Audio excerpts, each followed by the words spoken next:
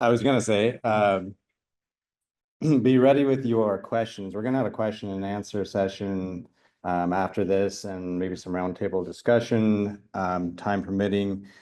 So definitely be writing down questions. We're gonna cover a lot of ground and talk about a lot of subjects. Some of those are controversial kind of subjects, and so I want to kind of dive into some areas that I think are not very well explored or not commonly thought about in terms of the where Highland cattle are at right now, and what our gene pool is doing and where things are moving. So I'm sure that you'll have some thoughts and some things you want to discuss. So be thinking along those lines as we move along here.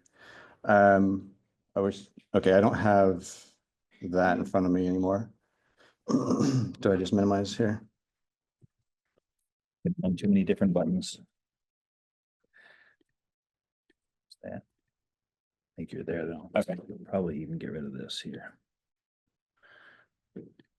You see that then? Yeah. Okay. So that's my resume. Sorry for the long spiel there, but I think I just wanted to give some context for why I'm here and speaking today, and because I have some knowledge that I think is valuable and some perspective I think is valuable. So yeah, so with that, let's just kind of dive into this. So how many of you, show of hands, have read the new ACA standard in the bagpipe? Okay, so it looks like most of you have. If you haven't, check it out. There's a page, middle of the latest issue, that gives the full written ACA breed standard.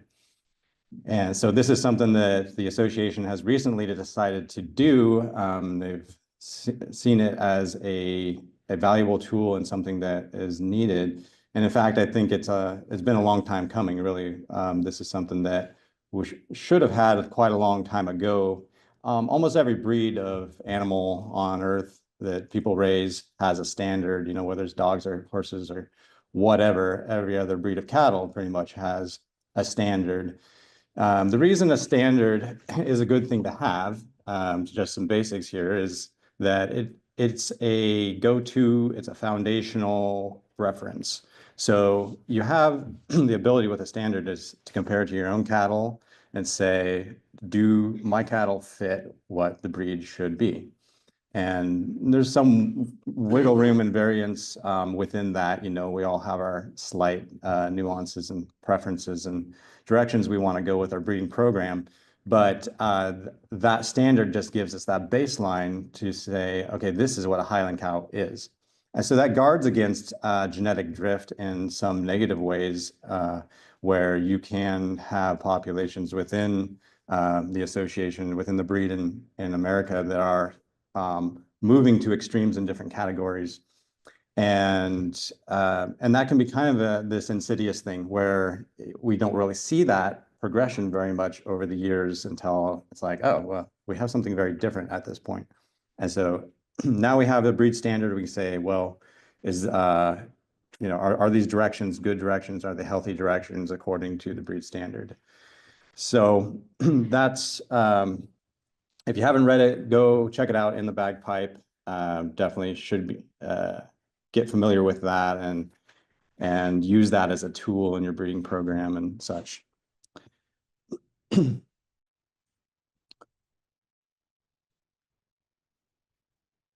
So overarching perspective, I want to start there and just talk about the state of the breed. Basically, where are we at as a breed in the US, and what are the directions we are going right now? What are current trends? And so I'm just going to go through a few of those different things.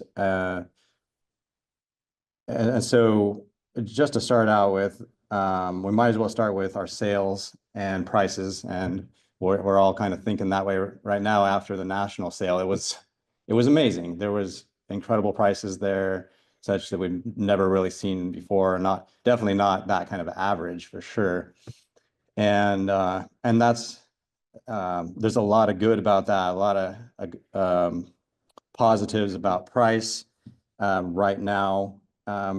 as we go along, you'll see, I'll discuss some points I feel are kind of the negative side of price too. And there are some things there, and don't want to be a naysayer about good money, but there are some things that come with it that could be negatives for the breed genetically and that sort of thing. So, and that has to do a little bit with how we measure success too. Price is one thing that's really good. We all want to make money. We all have to make money in a lot of cases. If you're a serious cattle person, our breed has a lot of hobby breeders who don't care quite as much, but most people are looking to not lose money on this. So we want good prices, but I'm hearing a lot of people start to talk like, haven't we come so far? Look at how far we've come, and they're referencing the sales and whatnot. And Highlands have come a long ways, they say. And yes, financially we have come a long ways, and in some ways we have better uniformity in the show population. Definitely, I see, having started showing 30 years ago and looking at it now. The bottom end of our national classes would have been winners in 1990 something. So we have definitely come a ways in and getting rid of some of the major faults in our cattle structurally, and just being more consistent on that front, at least in the show population.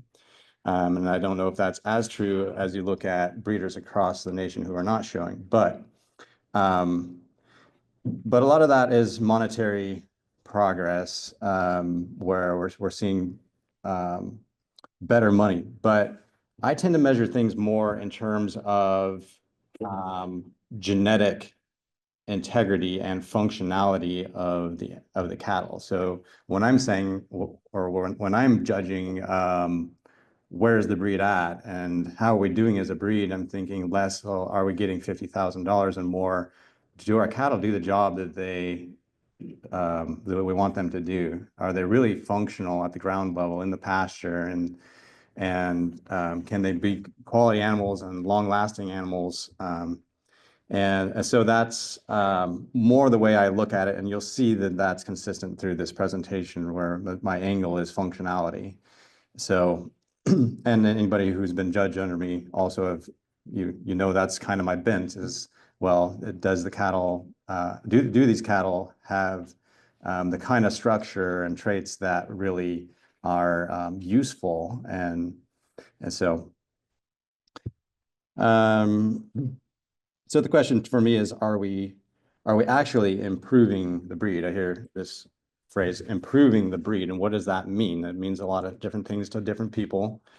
And sometimes people are thinking more in terms of the show world or the sale world, but again, I'm thinking more like, are we improving the degree of consistency in functionality of our cattle? Are they doing the job that Highland cattle naturally do best? Or are we trying to reinvent the wheel here? Are we trying to do something that they don't naturally do very well? And some thoughts to ponder there. And then the reason for that is, I think if you don't have functionality as your breed's foundation, you won't have money for long. So you think about sustainability of these prices. If it may last a long time, it may be decades, but at some point, if there's not a foundation of usefulness to the breed, of functionality, you're not going to have cattle that are appreciated as useful cattle long term.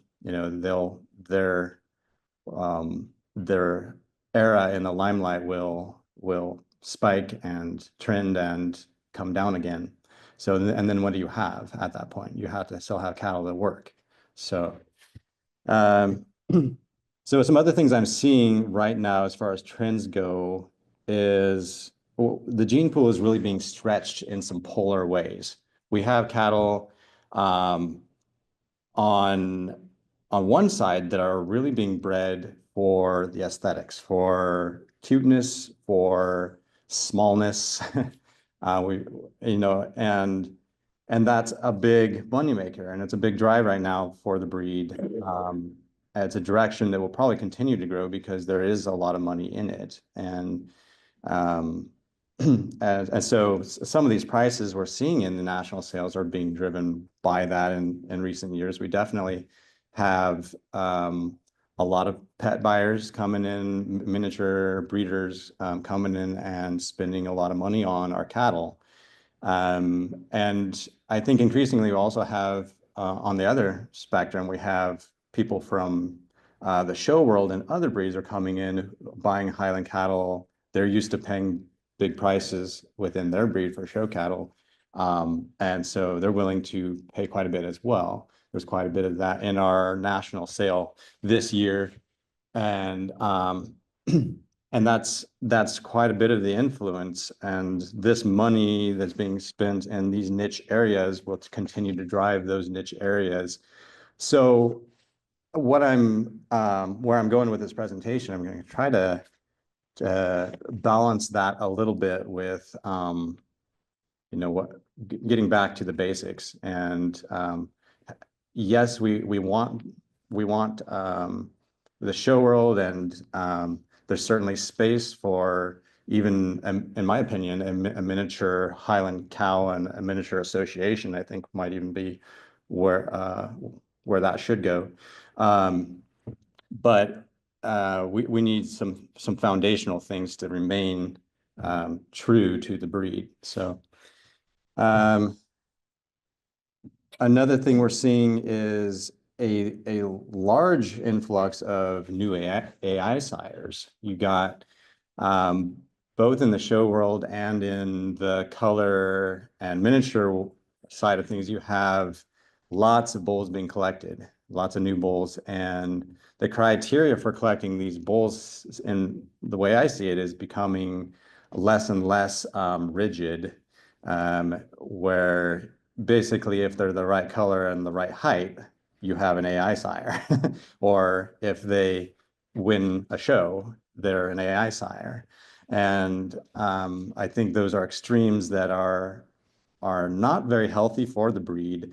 AI sires over time tend to have a huge impact on the breed population. The gene pool becomes skewed in the direction toward whatever is trending as AI sires. So unless we have quality in terms of functionality in those AI sires, we're starting to dilute the population, the gene pool, with inferior genetics. So this is increasing. I also see where on the show side of things, we're heading in a direction that is kind of the standard for the show world on the commercial cattle breeds level. We have a heritage breed, which is recognized for some of its heritage kind of heirloom traits in a lot of ways.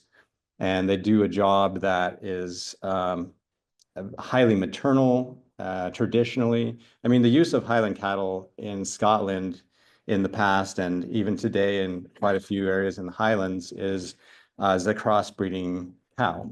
You have a herd of Highland cows who are that traditional, thrifty, highly efficient, very good mother, easy calving kind of a cow. They put her up in the rough country, in the Highlands, and then they breed. They turn out a terminal kind of sire out there. Usually, it used to be a shorthorn, beef shorthorn. These days, it tends to be a Simmental. And so they're getting kind of the best of both worlds. They have the cow that can do the job really well in that setting, in that environment, and then they're getting that hybrid vigor and selling these crossbred calves for beef production. So that's an area where the Highland cow just really excels and has for a long, long time in the UK. And some of that is happening in the US and Canada as well. There are certain areas where Highland cattle are really being used as a brood cow, a moneymaker in terms of her ability to raise a calf half her size at the end of the weaning period and and do that on marginal feed in rough terrain. So in contrast with what's happening in the show world, standard commercialized kind of cattle, there is a tendency to go really big and we can look at the patterns that have come before us too, as we're chasing the show dream. I think it's wise to look at the patterns that have come before us because so the Angus population got really, really large. They said bigger is better. They went huge frame scores. They discovered there wasn't functionality in that. They had to come back down over time to actually meet the demand of the person on an actual ranch. It's like, there's no efficiency in this. My 1,400-pound cow isn't going to raise a calf half her size that's 700 pounds. That's just not realistic in on the feed we have here. And so really a lot of studies have been done that show that your cow that's more in that 1,000 to 1,200 pound range is your efficiency model. She's a cow that can really do the job of raising that big calf on just kind of marginal feed. So that's where the Highland cattle naturally kind of land. And so they have this niche already that is their strong suit, moderate cow that is highly efficient. And so what I'm seeing as a trend in the Highland world is we're starting to gain size as Angus did. Another thing we're starting to gain is straight legs. They're getting straighter and straighter every year. I see them get a little bit straighter. It seems like that tends to be popular because when showing becomes purely a sport, and I think it's starting to lean that direction in the Highland world, and already is that for a lot of breeds. It's a pure sport. You have pure sport kind of judges who are judging less on functionality and more on the aesthetics of show. And straight leg looks really nice when it's coming in the show ring. You get that boxy kind of look, and and most judges will prefer that. It's just it pleases the human eye somehow. And so we get these joints that become straighter and straighter. And here's where I'll jump into these slides because I want to give you some visuals. Now, I should say this here is really not my presentation exactly. I'm going off my notes, but this is a supplement, and it's a visual guide that I've created to show kind of what the breed standard is and what functional structure is. And so as I'm talking through some of my points in this presentation, I'm going to reference what I've created here. And so let's go to the legs section and just look at that.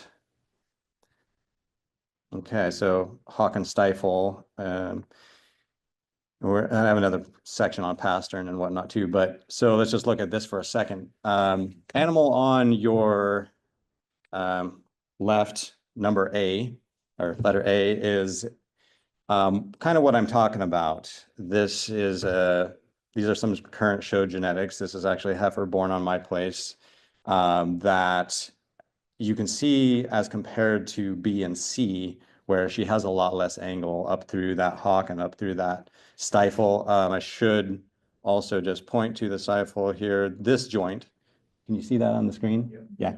This joint here is the stifle joint. Stifle muscle surrounds the stifle joint. Hock joint down here. Okay, and then hip joint is actually right here. People tend to think of the hips as the pelvic area up here, where the actual socket is located about here, where they pivot out of. So you draw a line from the socket of the hip down through the stifle joint, down through the hock, and you see you have a much straighter. I keep highlighting this. Have a much straighter line in that A animal than you do in the B animal and the C animal. We don't want them too angular for other reasons, but that B animal is really pretty close to what is functional. And it's functional because it has flexion, right? So your angles there are acting as shock absorption. So every time they take a step, the impact of the weight of their body coming down, meeting the ground, is being absorbed through all of those joints. So here again, we can look at other breeds in the show world that have come through the show breeding process and have ended at having really straight legs. And one of those is the shorthorn, the beef shorthorn. They were actually, before Simmental was the Scottish cross for Highlands, shorthorn was the dominant cross for Highland cattle. And shorthorns used to be a breed a lot like Highlands in terms of being one of the more maternal breeds and one of the better carcass breeds. There was a high degree of functionality in the shorthorn breed originally, but over time, because their breed took the route of following the money in club calves and steer production and showing those animals, they got straighter and straighter and bigger and bigger. And so they have, to this day, a breed that is less functional than they used to be.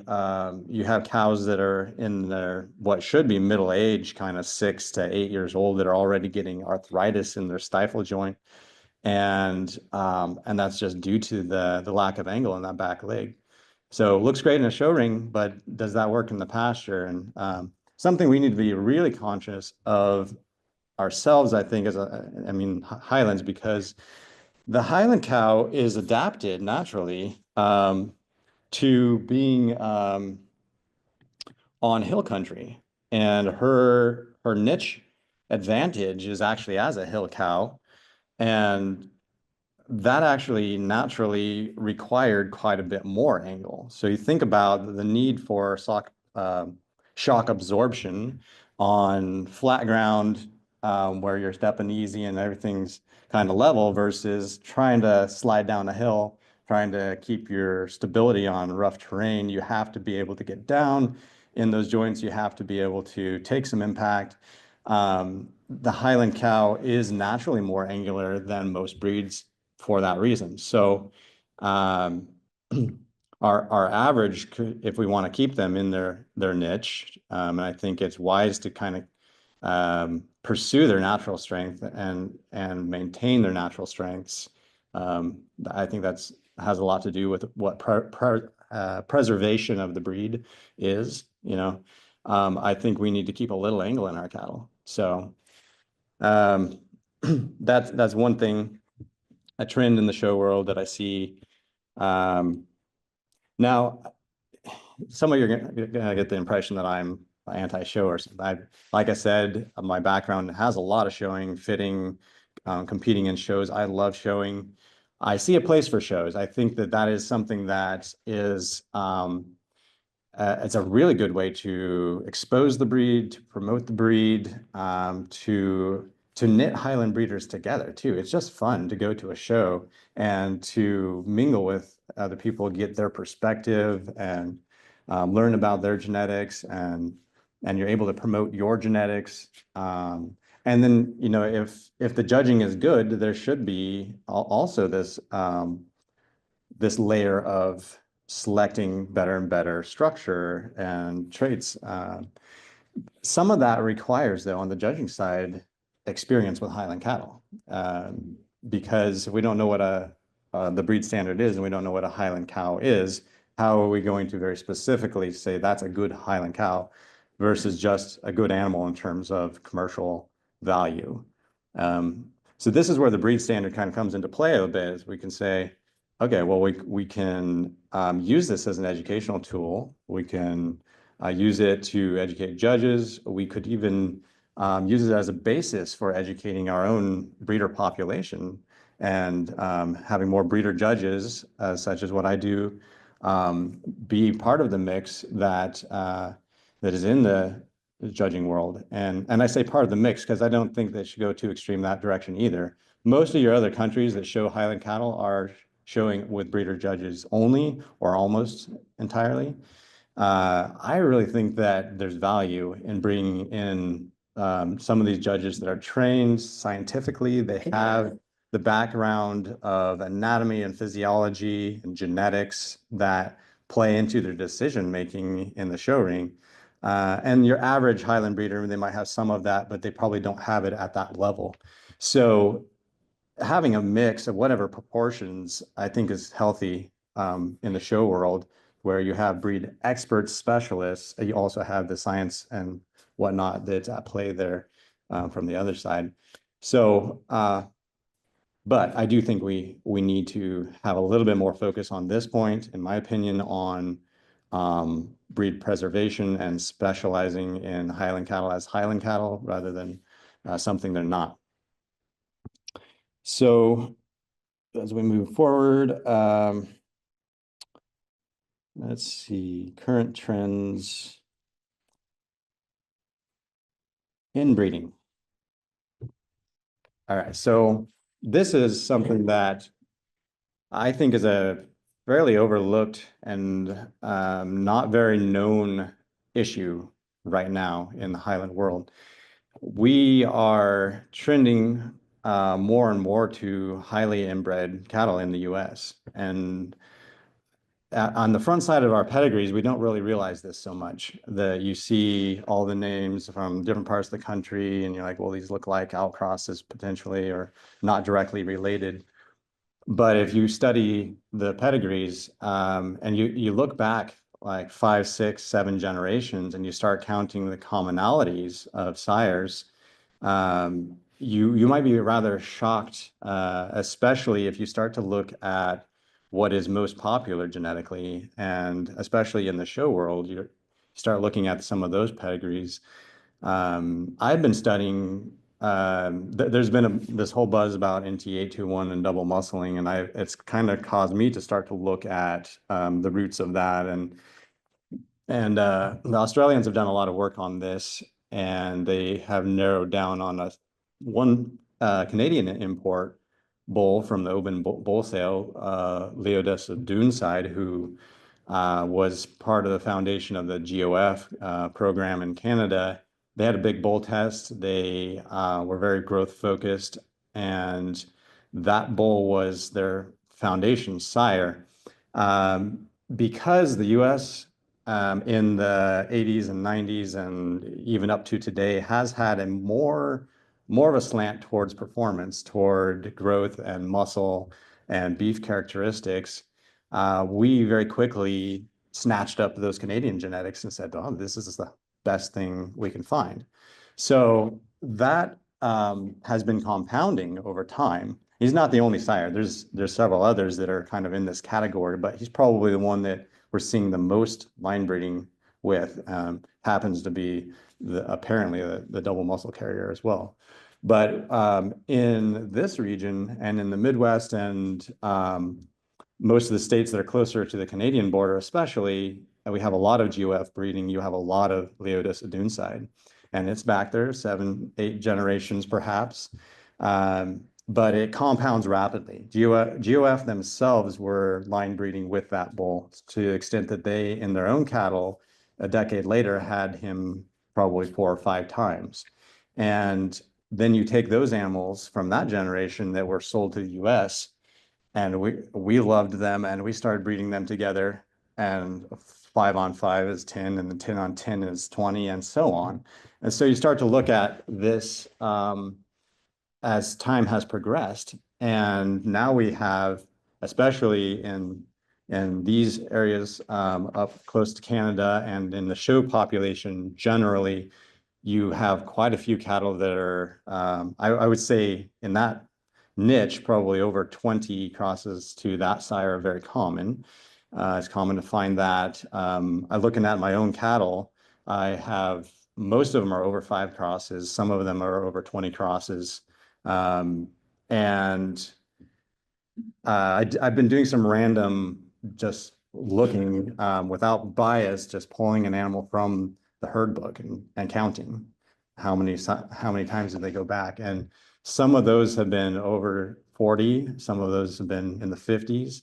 I recently counted one of our winners at the recent national show, not naming any names, but they had 77 crosses to Leodus of Doonside. So we're getting to a point where things are getting very close.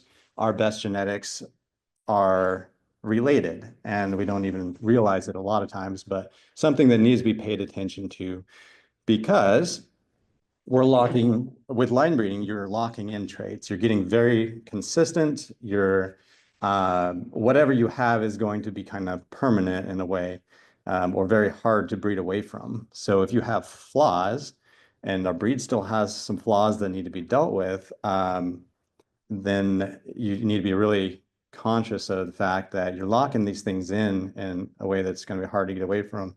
Also, because you're losing diversity, it's hard to find that outcross that can even counterbalance those things.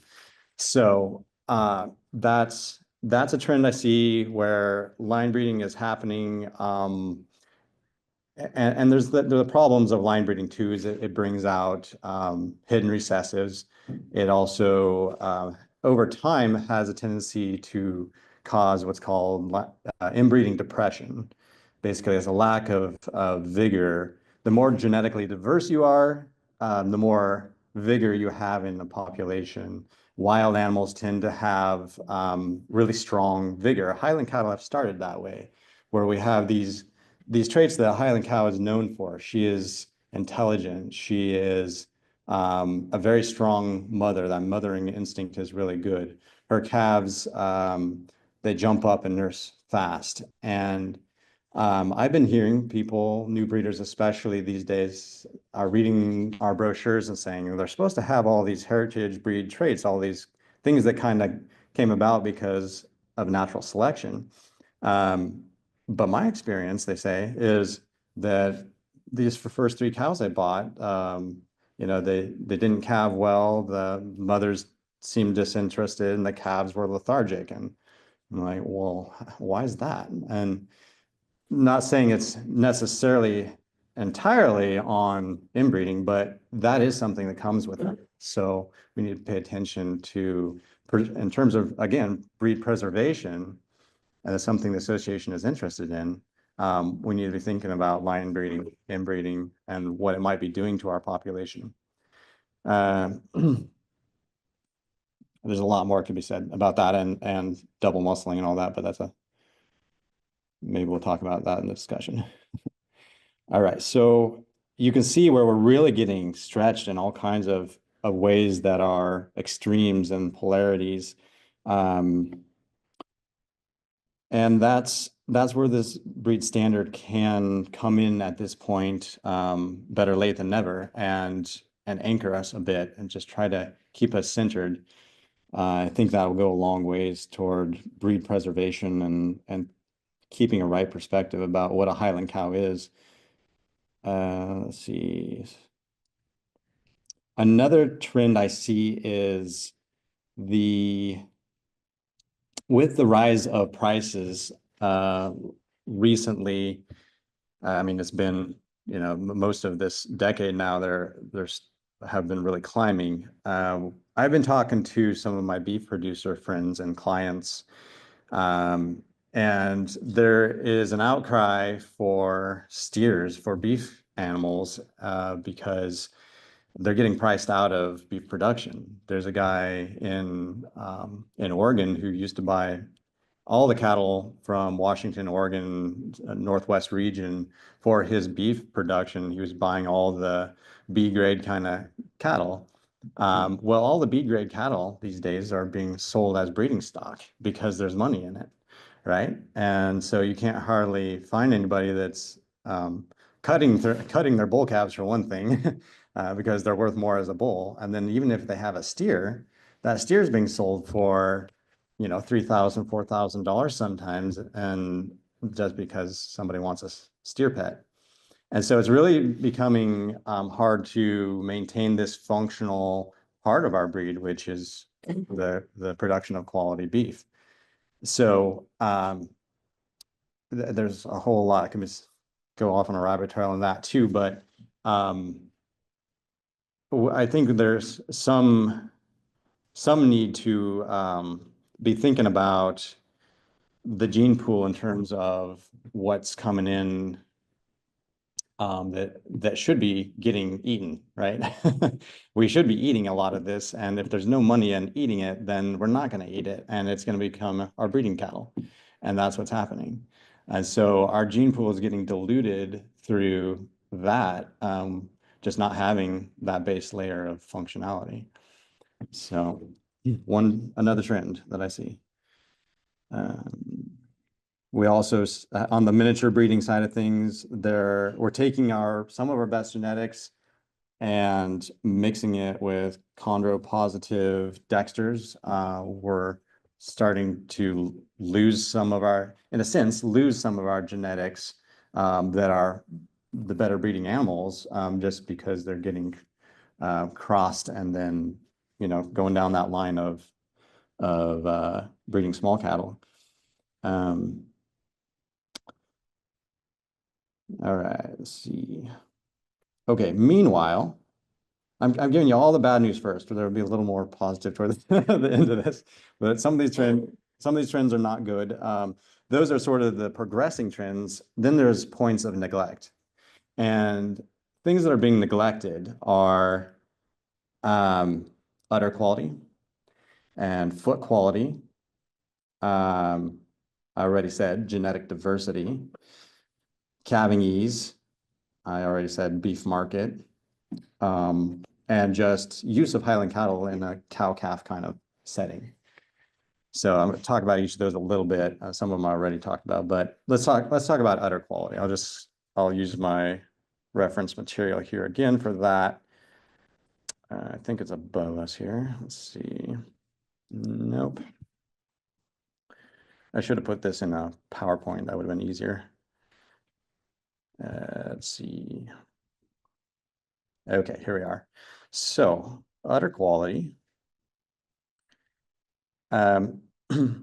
This is another thing that the show game, the sport kind of side of things tends to neglect is udders and all those hidden traits that you can't see in the show ring: fertility, udder quality. A lot of the maternal things, the important things maternally, are not things you can select for in the show ring. And so we have all along, I think we've had a focus, not just for show, but also for performance cattle in the US, as I've already kind of talked about. That's been our bent all along. It's what we're known for. I discovered going to other countries, I didn't realize, but we're known as the Highland breeders who are all about growth and muscle. And they have slightly different focuses in different ways in other countries, but that's kind of our strong suit. And not all that's bad. I think we have some progressive mindedness that's really good in terms of beef production and whatnot. But one of the things, if you're single trait selecting and you're just saying bigger is better, more beef is better, or show winners are better, you can lose track of those really important traits such as udder quality. So as I go around, and I've been going around quite a lot, traveling as a consultant within the breed, I'm looking at tons of different herds all over the US, Canada, increasingly Australia. And I'm seeing that in the US particularly, we have a problem with udders. It's not everybody's program, but I'm just talking national averages. And so I see a whole lot more of this C kind of category cow. That's a bit of an extreme. Maybe they're not all that bad, but unfortunately, there are a lot that are that bad. And that shouldn't be. We shouldn't be tolerating that sort of thing. The other side of it is that we just don't have enough cow-calf kind of production in the US. We're not promoting that angle so much as other things. And so, I mean, in the cow-calf world, they just don't tolerate that kind of an udder. And so, because we have a lot of hobby kind of production or breeders, we would let some of those things slip because you have 3 cows. You can go out there at all hours and make sure that calf is sucking on a huge light bulb teat, and who cares, I guess. You only have 3 cows. You have 20 cows and up, you have 50 cows, it's gonna be a whole lot more important to you. So we've let that slip a bit and really would like to start seeing udder quality that is more in, compatible with these pictures, B and A. You have that short teat, you have that cylindrical, uniform, level udder. It's structure that can last a long, long time. And for the Highland cow, that's extremely important, and more so than probably any other breed in the US, because we have cattle that'll live till their late teens and still be producing. And that's a financial advantage for us because we don't have the growth as much on our side. We have the longevity of production on our side. So you're going to get your money out of that cow over time if she can. One of the main things that are going to determine if she can is how good that udder is. If you have a cow that lives till she's 18, but her udder blows out at 12, then she's, there's no point in her living those extra years. So we want cattle that will milk well, and we have some genetics that'll do that really quite well at this point. We don't have quite the development of udder structure consistency that we should have to be compatible with that milk production in a lot of cases.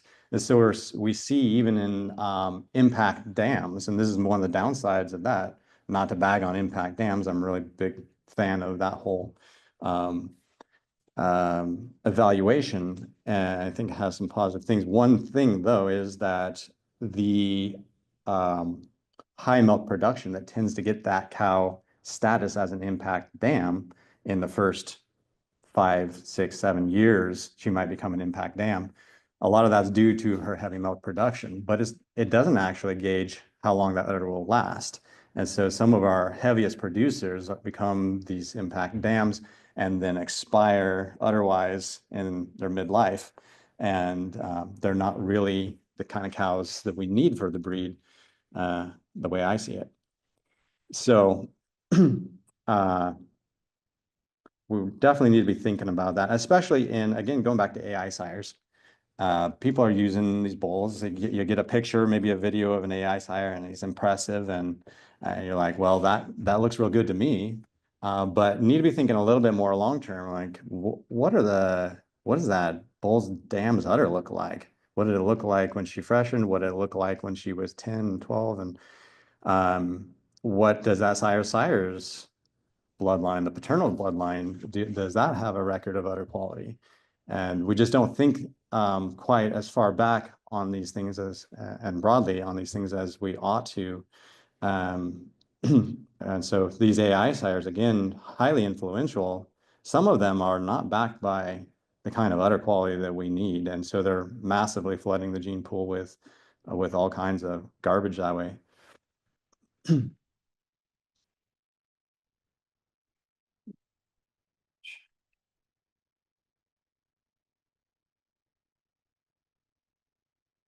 Feet, that's it's just right along with udders. It's one of those things that is, you can see it a little bit better. It tends to get selected for a bit in a show arena, but then they're usually in the dirt. And those cattle are usually trimmed, and there's a lot you can hide with trimming. So there's not a lot of honesty in selection in that way in the show arena, because and a lot of different points, there's not a lot of reality to what is being seen. So feet, I was trying to get there. Let's see.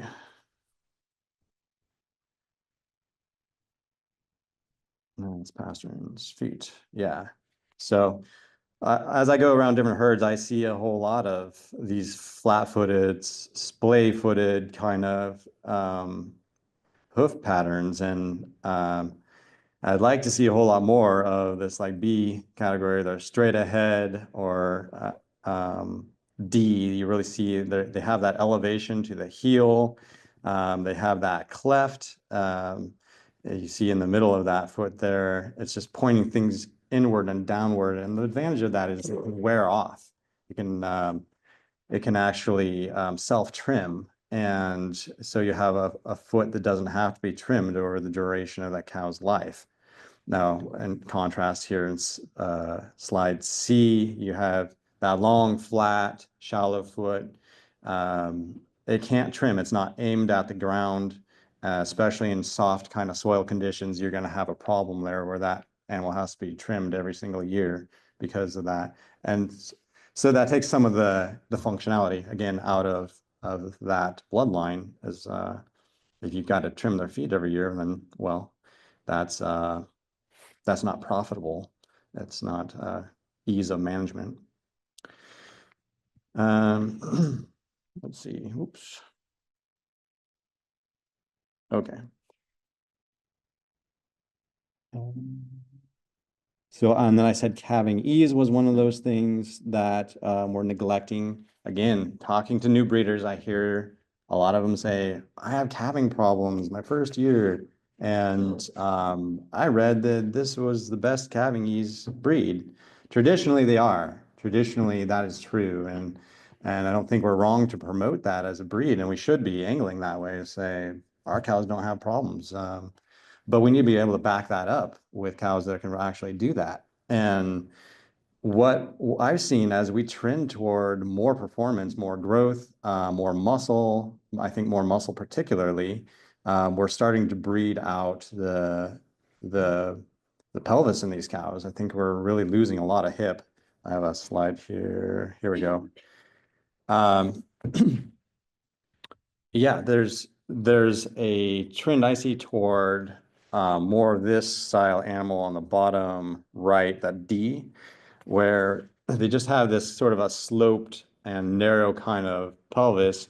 And that's correlated to the width inside, right? That's the birth canal. It's really important that they have that external width, not just because we want to see a boxed cow in the show ring or that's our preference in the pasture, but because it really does correlate with calving ease, with a large birth canal.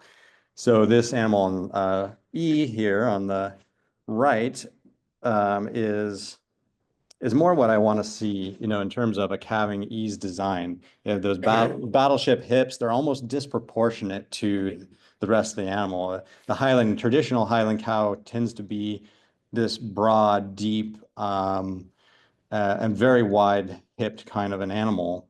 And the calf just slips right out of there. They have low birth weight typically. Another thing we need to pay attention to, birth weights, and we're trending towards larger and larger in that category too. So we have kind of the perfect storm. We breed tighter hips and we breed bigger birth weights, and then suddenly our new breeders are like, they don't calve on their own. What's up? So we need to maintain Highland cows and think about breed preservation in terms of calving ease. What kind of design really promotes functionality in that area? And there's a whole lot more to talk about here and just, these angles and whatnot, but for the sake of time, we'll just kind of leave it at that. That is a trend that I see happening that's more on that negative side. Let's see.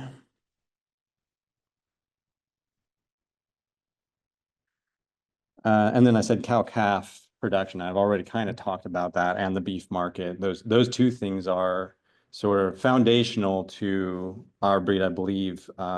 We have the most maternal breed on earth, I would say, really.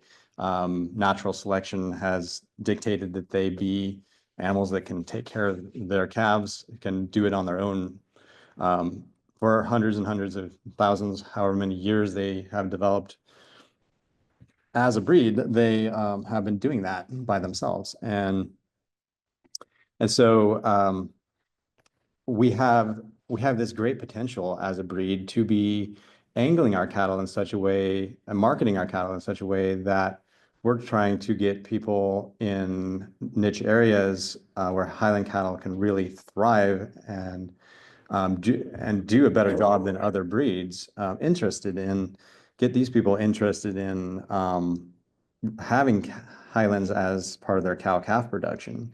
But if we're going to do that, we've got to maintain our consistency of udder quality and calving ease and all of these things that we're letting slip a little bit. So it would be really good to see more people interested in the mountain states and in the Rockies, in northern Canada. I've actually been working with a few people in Alberta, northern Alberta recently, that are really like-minded that way, that are thinking about using Highland cattle in their traditional kind of ways in their part of the world. It makes a lot of sense. They've got that that winter, they've got scrubby kind of brush land that they'd like to utilize, mountainous terrain in some cases, that steep terrain that Highland cattle can do a little bit better on. And so they're thinking, well, this adds up. This is the natural fit. So if we can maintain those maternal qualities consistently, we really have this great potential to market our cattle more toward these areas of actual function as a cow-calf kind of animal.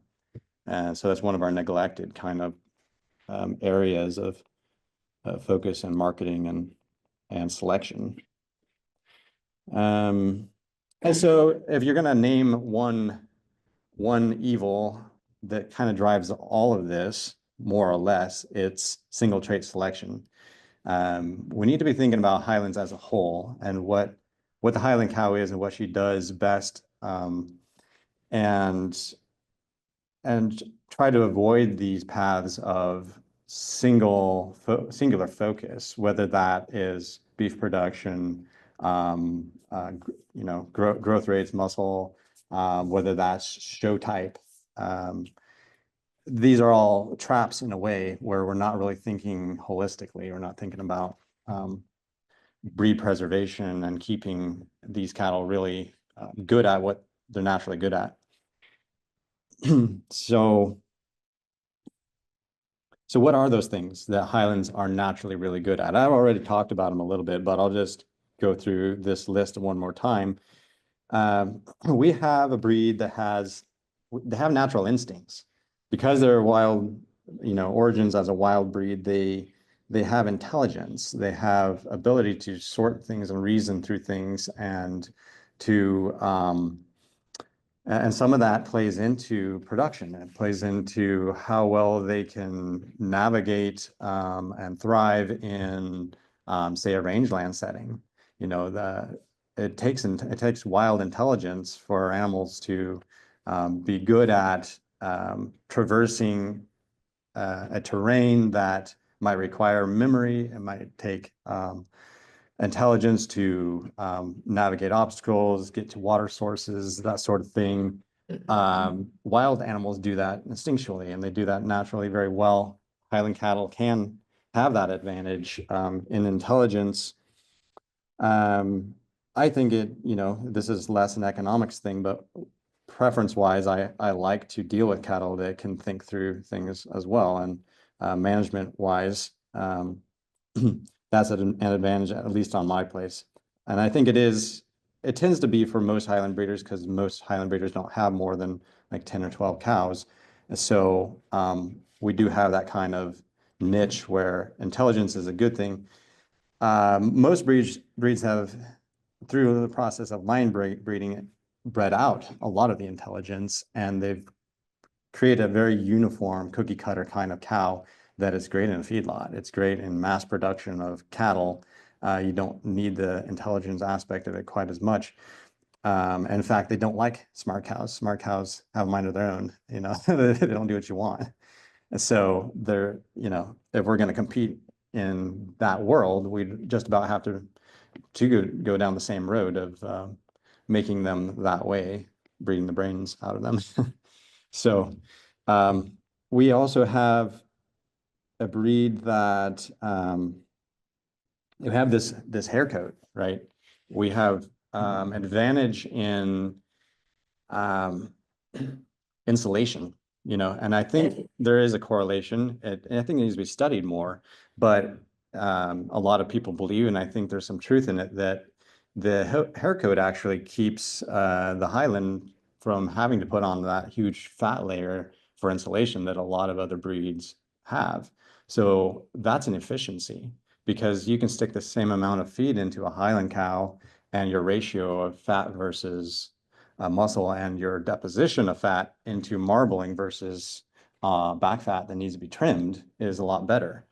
So what's the advantage of beauty? Well, it may be more than just what meets the eye. It may be that a long hair coat actually has carcass advantages. So I think that's worth thinking about. We have horned cattle. What's the advantage of of horns. If you're going to turn a Highland out in the backcountry of Alberta and there's wolves, yeah, the Highland developed with wolves, you know. And why does she have a long hooked wolf sticker? Because there were wolves, you know.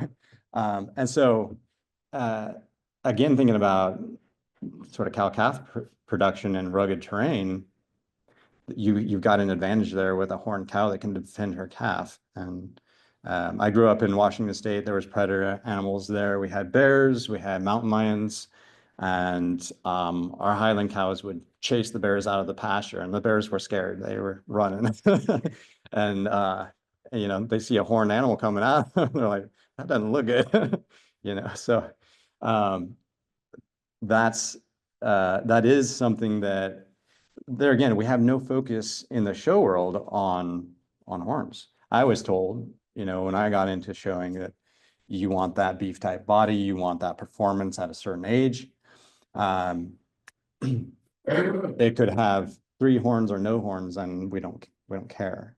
They're supposed to have horns, you know, to show, but really horn quality is much neglected. You know, we're seeing some things out there, even at our national show and whatnot, that are, they have really poor horns. They're growing in various directions. They have small diameter. They're, you know, it's just not something that's being thought about much. And over time, that can become a negative trend where we just kind of breed horn quality right out. I already talked about calving ease, you know, definitely our breed strong suit. Hardiness, disease resistance. I read in our brochures about the hardiness and the breed resistance, and it's something I grew up telling people. Would go to the fair and be like, yeah, these cattle are really great because they get less disease, they're really hardy, they can kind of take care of themselves. Well, that should be true and is true in a lot of cases. We definitely need to be thinking about that line breeding thing again, because with that inbreeding depression comes less resistance. Immune systems are not as strong, general lack of vigor. And so hardiness goes down with that. And so again, think about breed preservation.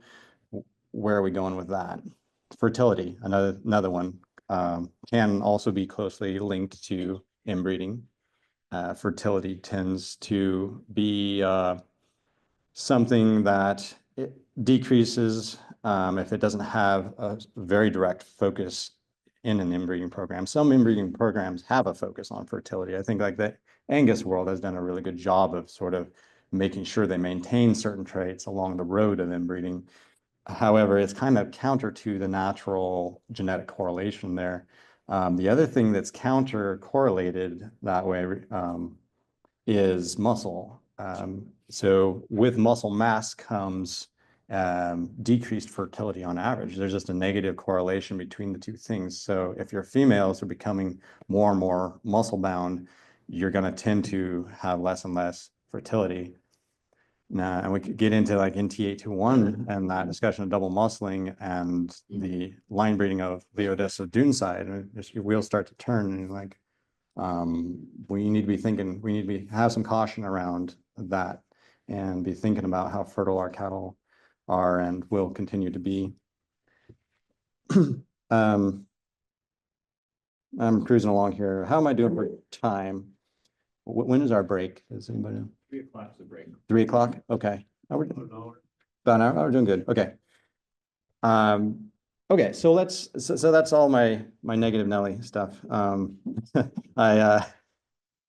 want to talk a bit about the future too, and the breed standard and the use of the breed standard in more specific ways. I think that it'd be really good if this new standard is promoted toward new breeders. I think you said your association here has really spiked in the new breeder population that you have, and that's great. I think the standard is an asset for those breeders that really coming in with very basic knowledge, very little knowledge at all, maybe, and they want to know, what should I be breeding for?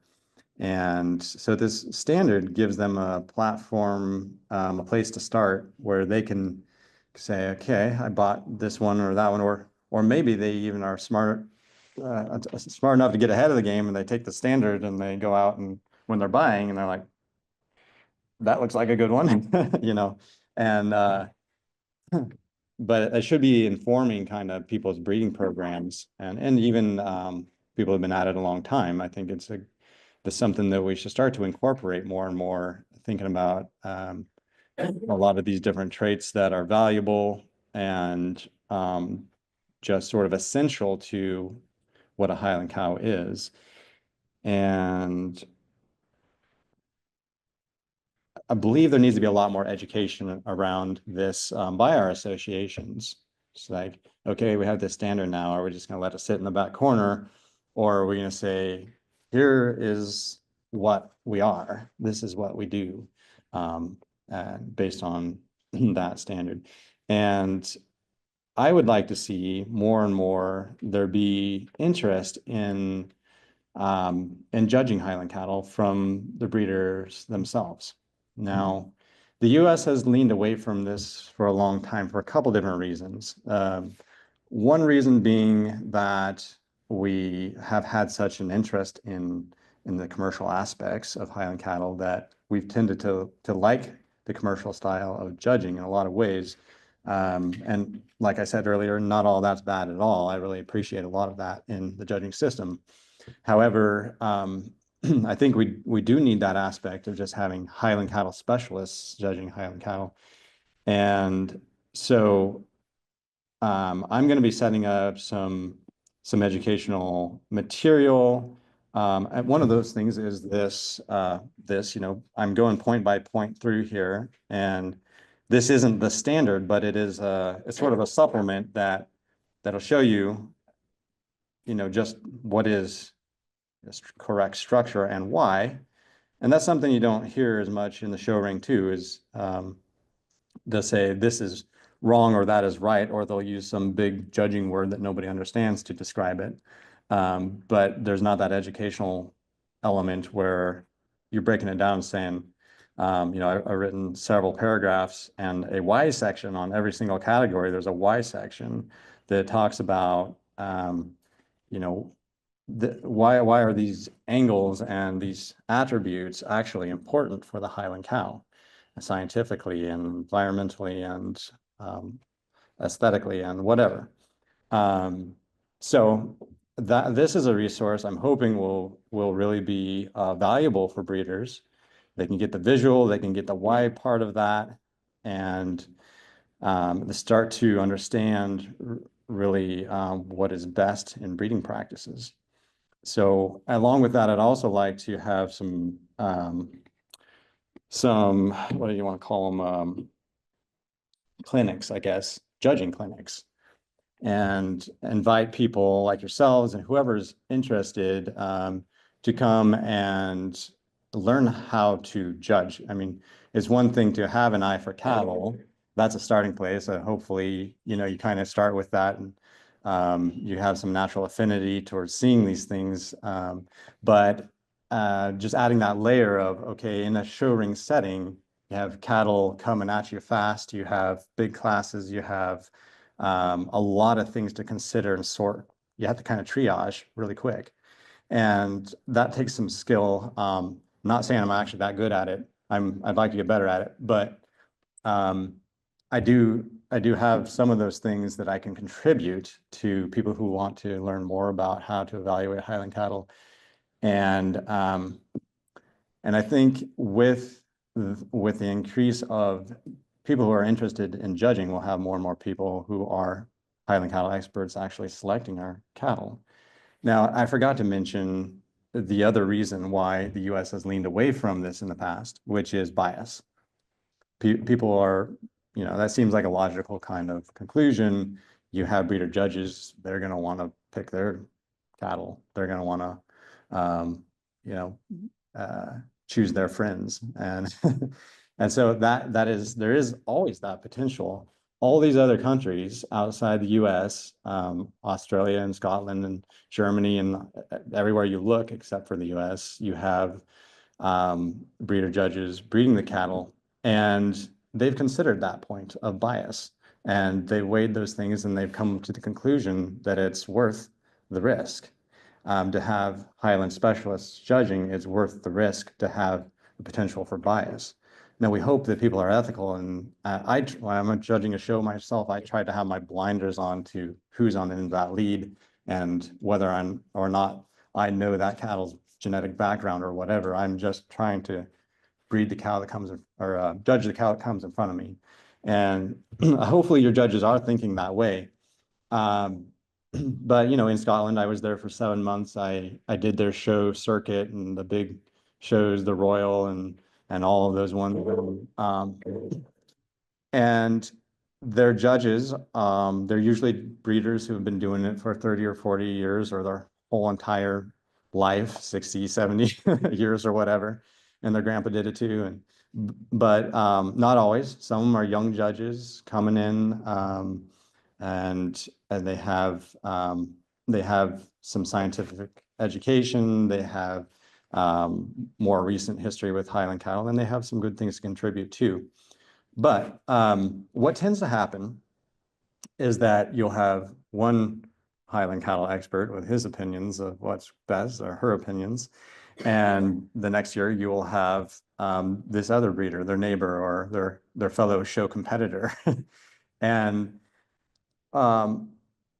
there's a little bit of balancing, because if the first year the judge is really biased, it's like, I just prefer me and mine, then the next year they're getting judged by the person that they put at the bottom of the class. And that person's gonna be like, well, tit for tat, And so as you have more and more of that, it kind of naturally balances itself out. People kind of mind their P's and Q's about not being biased. And then you're getting the advantages of having people who know Highland cattle judge Highland cattle. So that's my bent and bias, and you might have different opinions, and I'm eager to hear your questions and thoughts on that. And I don't know what our schedule says, but that is really the majority of what I had. And I think this discussion will probably go for a ways. So let's just open it up to your thoughts and questions. Gonna open it up here to thoughts and questions. Fire away. So do you think like getting the EPDs and all the data is a really good thing as far as keeping the breed and birth weights and stuff like that? Yeah, I think data collection is a really good thing. And I like that you asked that, because it should have probably been in my presentation, because the more data we can gather, the more we really know realistically what is going on in our breed. I really, as a consultant, I strongly encourage my clients to take records, record their data. It's frustrating even as a broker, which I do quite a bit of, to try to find people genetics that they can rely on without that data, because they're like, well, find me a bull. So I go around and like, well, here's your options, and then I do the, as the facilitator of that deal, I'm trying to vet these cattle and find all the nitty gritty on them. And you ask people and they're like, well, take a birth weight. I don't know what, the dam's udder look like. Well, I'm sorry, I'm not gonna sell that bull to my client. I don't want them to end up with a wreck. And so I think that we really ought to be pursuing knowledge and the collection of knowledge, and thinking about things like NCHCA and where that is in our genetic population, and what we can and can't do with it, and where we want to go with that.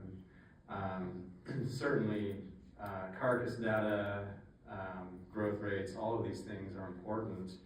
And the more we know, the better, more informed breeders we can be. So As far as EPDs go, specifically, that's a difficult one because the association has already endeavored upon that, and it would be a really cool thing if we could do like a lot of our commercial breeds do, where they grab a piece of paper and they're at the bull sale, and they're like, oh, that's a decent looking bull coming through.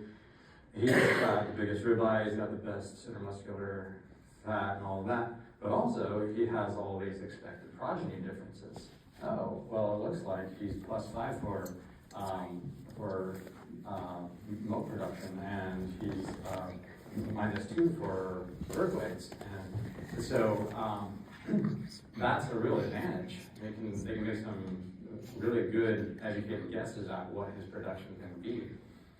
We don't really have that ability with Highlands, nor do I think that we're going to have it very soon in the future.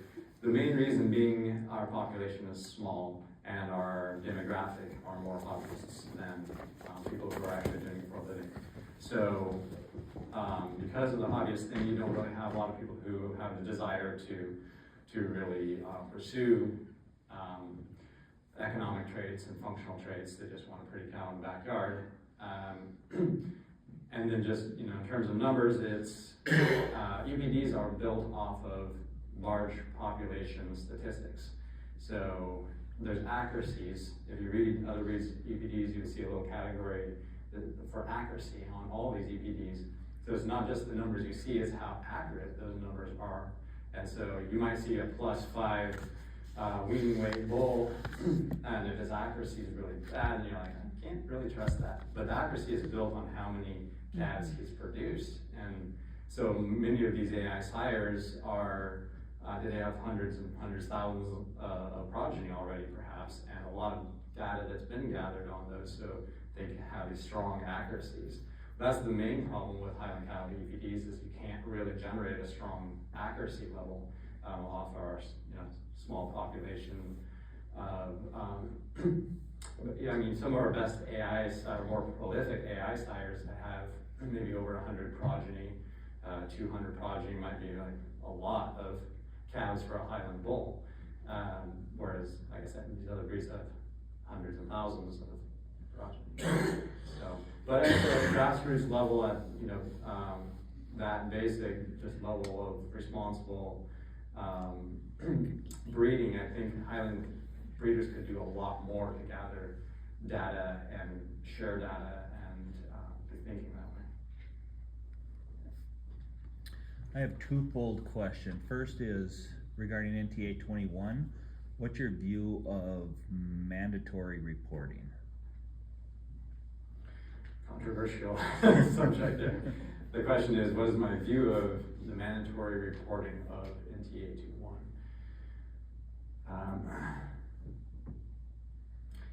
In America, we have a desire for freedom, and across the board, and try to put anything on anybody, and they're gonna not appreciate it. But that sort of thing is prevalent in other associations. Australia and Scotland and whatnot. They tend to be much more rigidly a reporting system and accountability for these things. I think it would probably be hard within our association. It might be good in some ways to have that, but I believe we could do well without it. I think that if we are angling in such a way, showing people that this is something that is really good information to know in terms of breeding strategy and functionality of the cattle and the good of the breed and whatnot, we should be able to generate quite a bit of participation, I think, without enforcing it. So maybe we come at it more from the positive angle of incentivizing that in really good ways rather than making it something they don't have a choice on. The second part of the question was going to be regarding how the current standard, as it's been written in the bagpipe, is it written in such a way that it would prohibit or discourage miniatures? And when I think of miniatures, I think of they're in kind of like two different lines, right? We have just structurally they're smaller, or there's the crossbred Dexter situation. So obviously those aren't registerable because they're crossbred Dexters, but those that are registerable, within the breed standard, is there anything that would prohibit that? The short answer is no. We don't have a limitation, a minimum size, anything like that. It is, it's worth considering, you know, having something like that in there. And I don't know. Right now, that movement is a strong movement. It's a train that I don't think is going to stop now that it's started. There's a lot of money behind it. And so I think we need to make the best of that situation. Probably it's a financial plus. The association, you know, they're getting a lot of revenue off of breeders who are thinking that way and registering and paying membership and whatever. So there's that. But I think for the good of the breed, it might be good to even separate associations and encourage those who are thinking that way to have their own niche and their own association structure. And this is kind of the route that a lot of other breeds have gone, not a lot of other breeds, but low white Angus, miniature Herefords, where the original association has kind of babysat the development of that miniature association and encourage them to breed well and have more holistic kind of mindset about breeding rather than just we want small. A lot of things can be locked into that gene pool that are really bad if the one criteria is small, you know, and you have all these defects and whatever that might come into play. So we could shun that population and say, you know, we don't want anything to do with you. I don't think that'd be the right approach either. But maybe encouraging that whole niche of serious, serious-minded breeders that way might be a good thing. As far as the standard goes, we've tried to keep it fairly, I mean, I say we, I wasn't really a part of the actual formation of it. I weighed in on some of the language that was written, but that was sort of a committee thing. We've tried to keep that open to a lot of different categories. Some people even complained, well, this is kind of a toothless standard. It's like, it's not rigid enough, it's not specific enough. We need some flexibility in that though for people's preferences. And I think, as I started out saying in this talk, like I believe there's room for people to have a bent this way or that way within higher breeding. And sometimes those things in the end are really valuable. I tend to knock single trait selection, but I would say that sometimes it's a tool in your tool belt when you go to, you know, get just the right thing for your breeding program. And you're like, I need a pinch of growth, you know. Well, who are you gonna go to? Well, probably that performance breeder, you know. They're like, well, I need a big bull this time. I just gotta get these tiny little cows up to some moderate kind of position. So that's where I do think there's room for, not just on the small side, but on the big side even. I don't think there should be a limit on size necessarily on that end either. So. Thank you. So you talked about looking at pedigrees and looking back farther, and I'm thinking of like my horse registration papers show a lot more generations on that registration paper. And I have spent a little bit of time on the webpage looking at pedigrees, and there's a lot of clicks. Yes. Is there an easy way to find that, or is it just a lot of clicks? It's a lot of clicks. I've been up till 1 a.m. various nights counting the evidence of ginside crosses. I'm a nerd, clearly, but click. Yeah, that is what it takes at this point.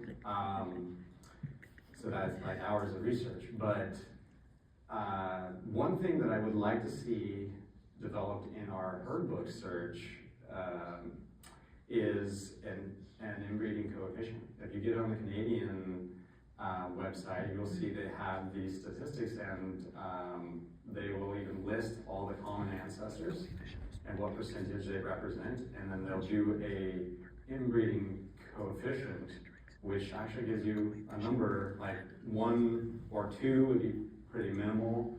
You get up to like 10, that's actually a really high number for inbreeding coefficient. They probably are one of those that has 20, you know, crosses to something else, that's a common sire. So that would actually save us a lot of work in clicking. Say, our database will calculate this for us.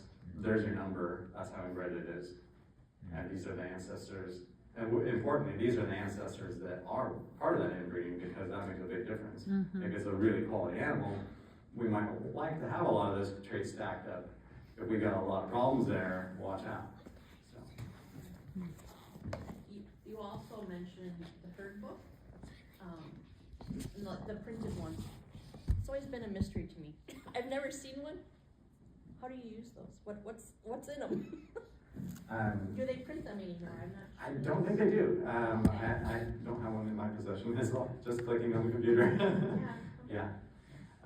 Yeah, hard copies. Yeah, they used to have, and you can still get the old hard copies of the herd book from the association, I believe. But current ones, I don't think so. Okay. Yeah, that integrating coefficient is being looked into now by the genomics committee, and Gina is having ABR give us an estimate on the cost of that. So Okay. that hopefully something will come about. Yeah.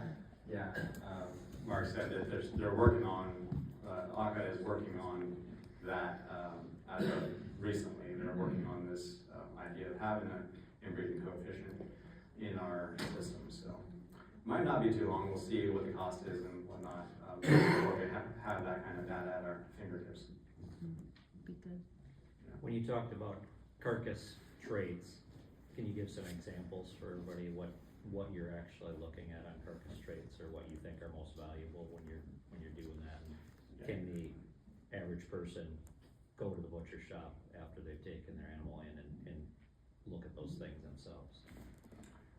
Yeah, if you're educated in that way. I mean, part of my college university education in animal science was there was a beef carcass evaluation element of that. If you have that background, you say, yeah, this is how you judge percentage of marbling. You can look at your own steaks, and you could actually do that. You could measure ribeye area in those steaks.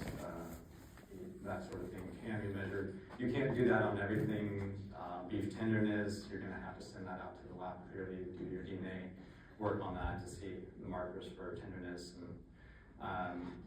But I think for the common Highland breeder, a good starting place is just looking at the data we do have on paper. We have been collecting ultrasound data at the national show for a long, long time. I want to say since like 2020, or maybe even a little before that, I can't remember. Yeah, before that. Yeah, it's been going on a while. So we, and I don't know, Mark or somebody else might know if ACA keeps an ongoing record of that. Could you contact? You can go in ACA and find the results back. By ways. Yeah, they've got 7, 8 years. 10 years, I think. 10 years on there? website. That's great, yeah. I have all the hard copies. I always keep them when I file them.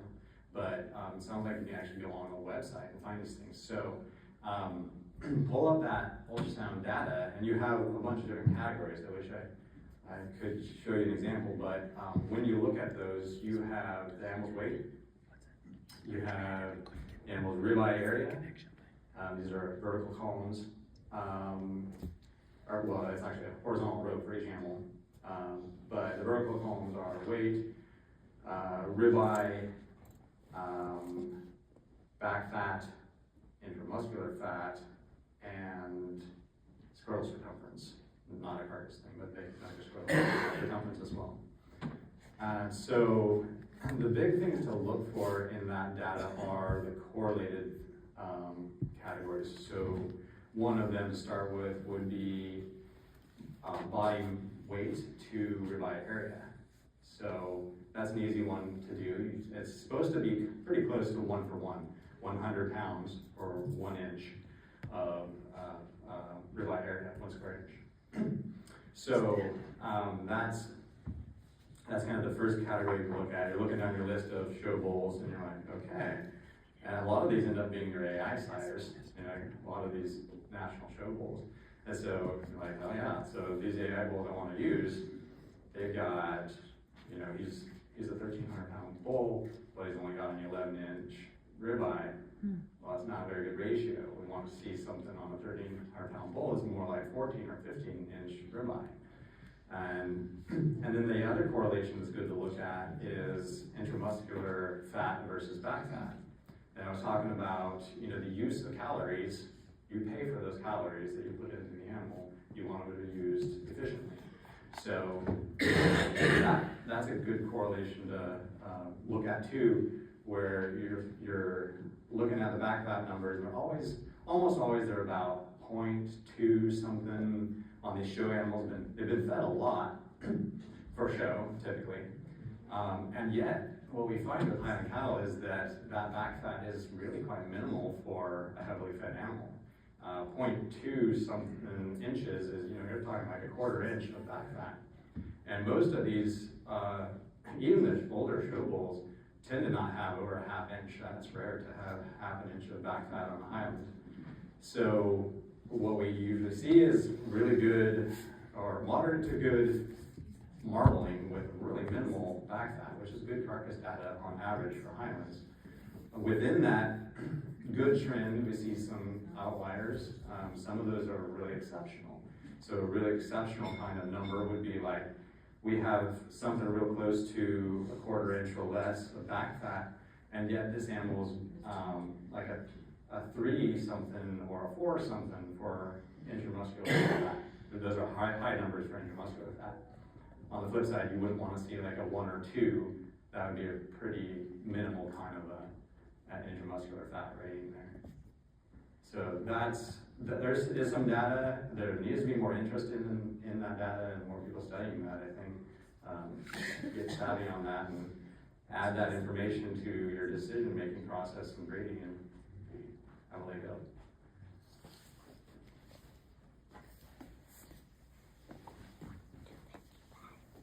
Other questions? So what traits would place a female on your cull list versus what traits do you feel that you can try to improve on future generations through breeding? Okay, so if I understand the question, it's what traits would be automatic full kind of decision makers for me and females? What things of what not tolerated versus what things do I think I would keep around in order to just breed it out over time, work around it? It's a good question. I talked already quite a bit about udder quality. I said it a lot of times, you don't have a cow unless you have an udder. So she can be national champion female, best cow in your pasture visually. If she doesn't have an udder that it's going to hold up, it's an automatic cull. If it's at that level of quality that I'm like, that's just not going to last. And because I want to be thinking about the longevity of the breed and what's best for the breed, not just what's going to make me a dollar at the next sale, or $50,000 at the next sale. But there is a level, I would say, there's a level of tolerable discrepancy in an udder. I have certain family lines in my herd that I'm working on udder-wise. I'm like, she's not where I want her to be, but I'm thinking very much along the lines of bringing in sires that can really give me the next generation of udder quality. And udders are one of those things that take a little while to get to where you want to go, several generations. Typically, you're not going to just breed, usually you're not just going to breed a phenomenal udder from a really bad one, you know. Economically, the smart person probably would pull any kind of discrepancy and just start with something that's really good. But I have certain lines that have enough quality in a lot of different other categories. I'm like, they're good enough in the udder area that I can just make sure the bull she's crossed to is going to be improving that. So that's kind of how I approach that. But I do think we need to be a whole lot more harsh with that. And And feet, same kind of category, it's gotta hold her up her whole life, production. Fertility is one that we should be a lot more harsh with. If she doesn't breed this year, maybe there was a problem, maybe it was environmental, maybe it was too hot, whatever. I give a little forgiveness for that. Not every breeder would. They're very commercial-minded kind of people. Some of these people have zero tolerance for that. It's like, she didn't breed this year, she's gone, you know. And that's, again, economically, that's probably smart. You just, you don't spend any time trying to get that better. But, you know, a breeder might say, like I did about udder quality, well, we'll give her a second chance. You know, this next year, maybe it was the environment, truly it could be. And she breeds fine the next year, okay, well, there was probably a fluke. But you have a cow that's having a hard time every single year, a cow that's losing time over the years. You know, she started in March and now she's calving in the fall, and she's gone clear around the calendar to the next year without, and then you have a problem with fertility there in that particular animal if that's not the trend in your herd. So that would be a qualification to the cold animal. So yeah.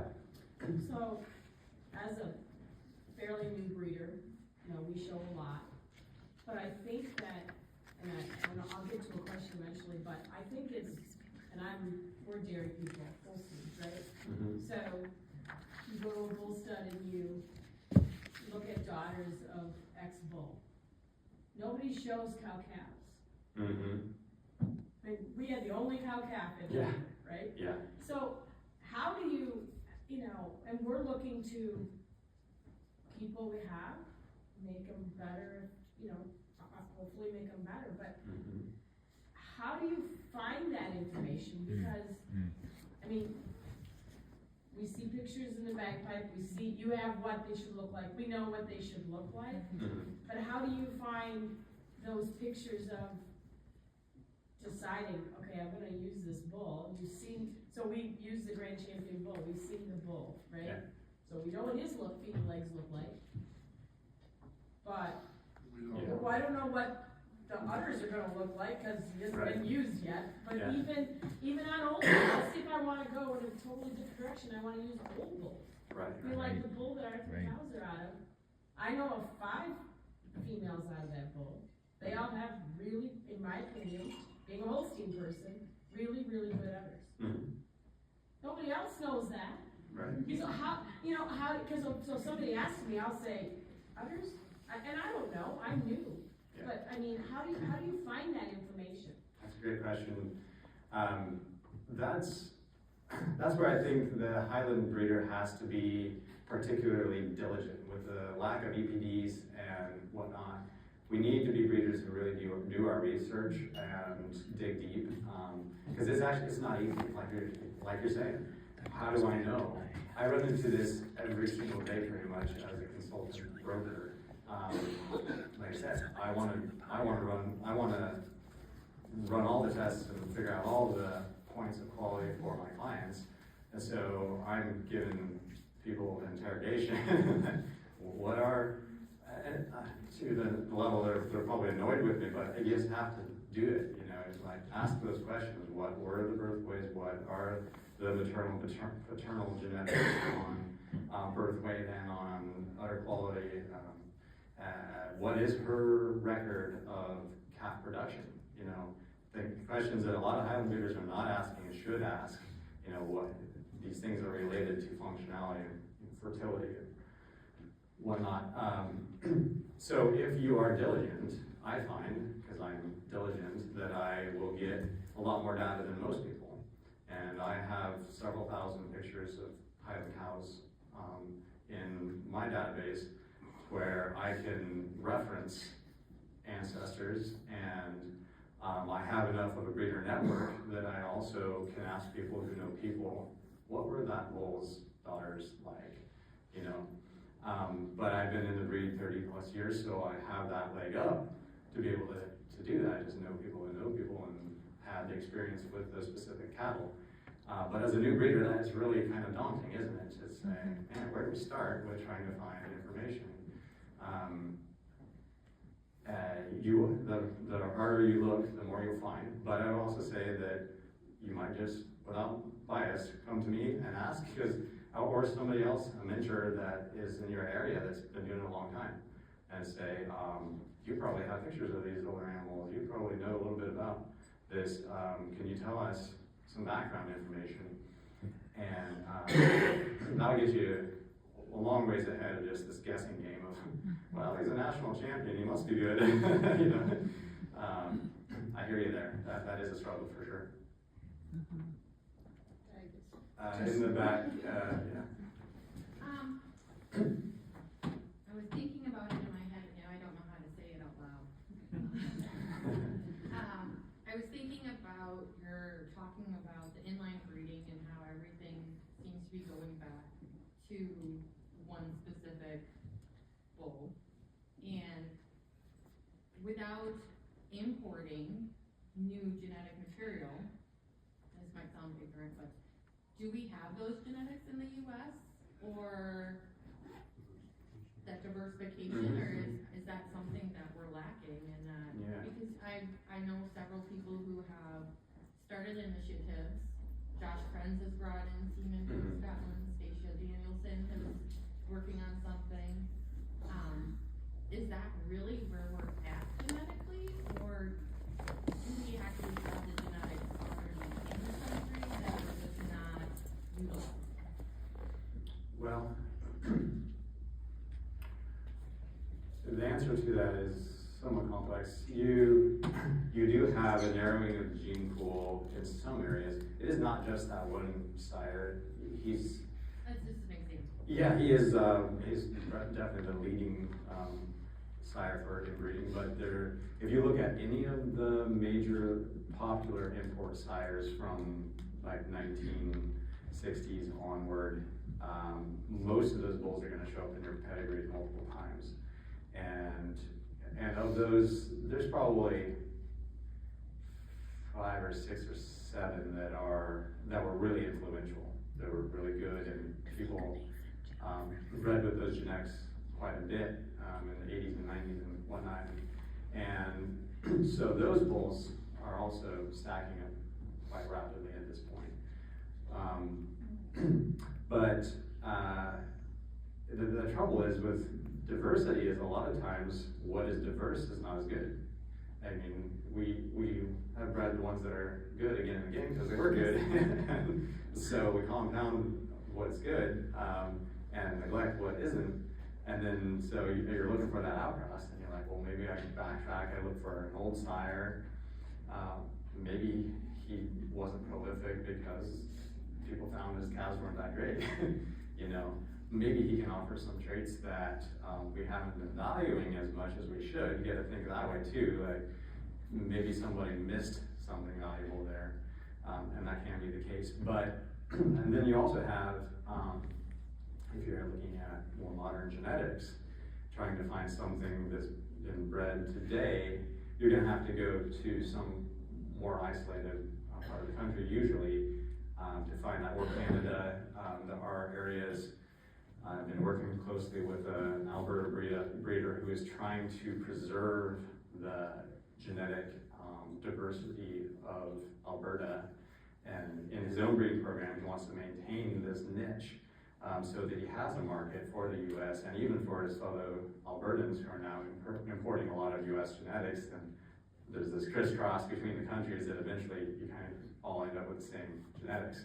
So he's like, I want to keep the good stuff that we have here unique, and there's pockets in British Columbia and all over northern Canada and different areas. There's pockets in the northwest region of the US. I'd say there's even some small pockets in like New England and whatnot, probably less in this area. That this is sort of where the biggest push for show and for performance and whatnot has happened. We've used a lot of the same genetics in this kind of Midwest, North Central kind of area. But yeah, you could go out to the Northwest and you can still find some genetics that go back to some of those important sires that were coming into Canada. The Northwest used a lot of genetics out of British Columbia early on. Those two places were actually quite linked. The early formation of the National Association happened right there in Washington primarily. And when ACA was founded, there was a lot of influence at that point from Canada. And many of the Washington breeders used Trosac and Zetland and a lot of these big time British Columbia breeders at that point. And so you'll find some of those bloodlines present there, and some of them are really good. But that's not very common. You have to ship it. There's different factors that are kind of limiting there. But I would say the strongest way to outsource genetics is AI. You can definitely find some quality cattle in different countries. It's been difficult with all of the different scares over diseases and regulations, inter-country regulations that we, all through the 90s, we pretty much couldn't touch anything from Scotland, and the foot and mouth, mad cow disease issues were just totally putting us off to that. So, but things have loosened up a bit. There's still some issues with importing. There's a lot of hoops to jump through and a lot of cost of transportation, especially from countries that are a long ways away. So, but that said, there are more and more, like you mentioned, a few people that are kind of trying to lead that effort to get some new blood in the country. I'm doing that myself. I've been developing all kinds of relationships internationally where I kind of have an eye on what's happening in different bloodlines here and there. So I'm going to be bringing in some sires in the near future that are bulls I feel really meet the needs that we have right now. All those things, those negatives I listed in this presentation. I want to see calving ease design. I want to see depth and capacity. We've bred a lot of that out of our cattle. Want to see fertility traits and udder traits and foot quality. So the bloodlines I've been focusing on are those kind that can balance what we've already done. We have the size, production, muscle, all those things, but we need refinement and functionality traits among traits. So more and more of that is happening, and I think it will increase, especially. There's one positive side of the current prices, I think, is that we're starting to have more people who have the money to do it. They're getting good prices for their cattle. They can now afford to go over and find something good somewhere else. Thank you. More of a philosophical question. So we talk about the longevity of our cattle, and we want to have cows that breed into their late teens. But then we're also talking about how do we progress the breed and get bigger, better traits. And so we've been at it since '07. We're probably on 3rd generation females, and hopefully we're making progress. But where do you say in your breeding program, I gotta cut, even though this cow is just at an age that's probably making me money finally, do I cut her loose in place of something that you feel is better from a younger animal standpoint? More of an economics versus progress type of thing. Yeah, that's a great question.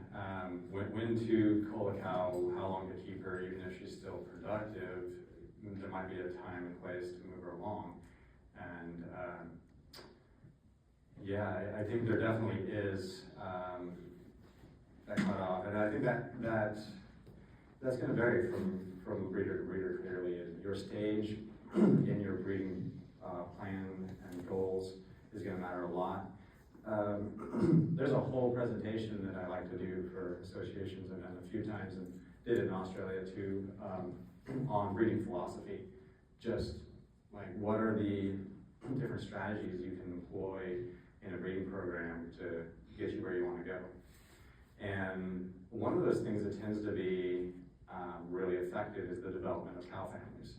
So you start with this group of mixed cows. You have some that have some traits that you really like for this reason or that reason, and everybody's starting usually you don't know a lot what you're getting in, and you kind of just have a hunch about this or that. You get this mixed bag of different genetics. But over time, you learn, you get savvy, smart about your breeding goals, and you're like, okay, I can work with this set of traits and that set of traits, and develop these cow families, generations of daughters with AI sires or whatever stacked into those layers. And you're making progress in the traits you want to develop, and maybe, that cow family has a lot of strength in this way, and that cow family has hopefully some complementary traits, and you start to cross these bloodlines over time. But in that process, to address your question more directly, you're going to get to a place in the cow families where you have great grandma cow, and she's now 16 or 14 or whatever. Maybe she's only 12. And you're like, well, she's still doing good. I could keep her, but I've only got 20, 40 acres, and I've got a granddaughter, a daughter, and they're even better because I use these really great sires that were in line with my goals. And so really ought to be keeping those most progressive generations that have the best of the traits and using them the most, making room, making way for progress there. So even this is, and I should temper this with saying, this is strictly from the breeding kind of mindset. Like if you're strictly a cow-calf producer, I'd say you'd lean more toward probably just keeping those cows as long as they'll give you a calf. But in terms of genetic progress, that's what I'm kind of addressing coming at that angle. You probably want to sell grandma cow when she's 12, not 16, because nobody's going to buy her at 16. At 10, 12, she's got a few more calves in her, and if those genetics did really well for you, somebody's going to be interested in her still, and you're going to get some money back. So it's wise, make room, get some money out of her while you can, and that's kind of how I look at it. Okay, good, thanks.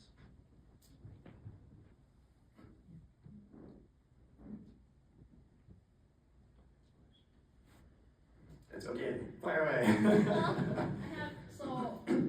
We've all seen that color is a big thing right now. Yeah. Because color tastes different, I don't know, but people want color. And we've had the experience with some white and silver animals that just have so much hair, it's actually a detriment to them. Right. Is that a negative that you would call for? Or, as they mature, they tend to lose that hair coat that they used to have as a young animal, but. Yeah, that's a very good question. The question is, when is, paraphrase here, when is a breed standard kind of trait too extreme, maybe is a way to think about it. Like she's actually specifically talking about hair. When is too much hair, too much hair? And I just moved to Tennessee. I'm starting to think a little bit more that way.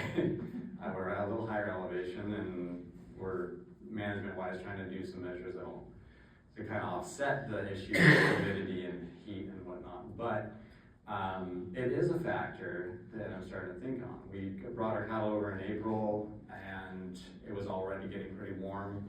I had cows from Washington State that hadn't shed completely yet, and I took the clippers and just shaved their backs and shaved their butts. Gave them an advantage, and they'll do better this next year, just acclimating to the climate. But there were a couple of cows that just want to stay on the pond the whole time and not eat, and so and I saw that they were the ones that had more hair, and so I'm like, I love the hair, but at the end of the day, you got to breed the cattle to work for your land. So that's where. In terms of like your question about the breed standard and limitations on, giving specifics of we shall have 4-inch hair, 6-inch hair. I don't think we want to do that because we do have cattle that are in the Midwest. We have them in high Rocky Mountains. We have them in the Deep South. There's limitations of what they can and should probably do, how far you stretch them ethically. But that is a consideration, and I think in the South, and even in your area, you're finding, even in this Midwest kind of area, you're finding like that's a factor, and some that just don't shed that base coat very well, and they carry that into the summer, and they're just sweating, they're just so hot. Fertility goes down with heat stress. That's a big problem. So milk production goes down. They don't eat, they're not going to milk well. They're just trying to keep cool the whole time. So I would say we want to keep that base standard. We want long hair. I have a whole description about hair coat in that I put together. It gives you a starting place. And you can take that starting place and say, but for my land, I need to shift it a little bit this way or a little bit that way to tailor to the needs of my place. I think that's perfectly acceptable. So.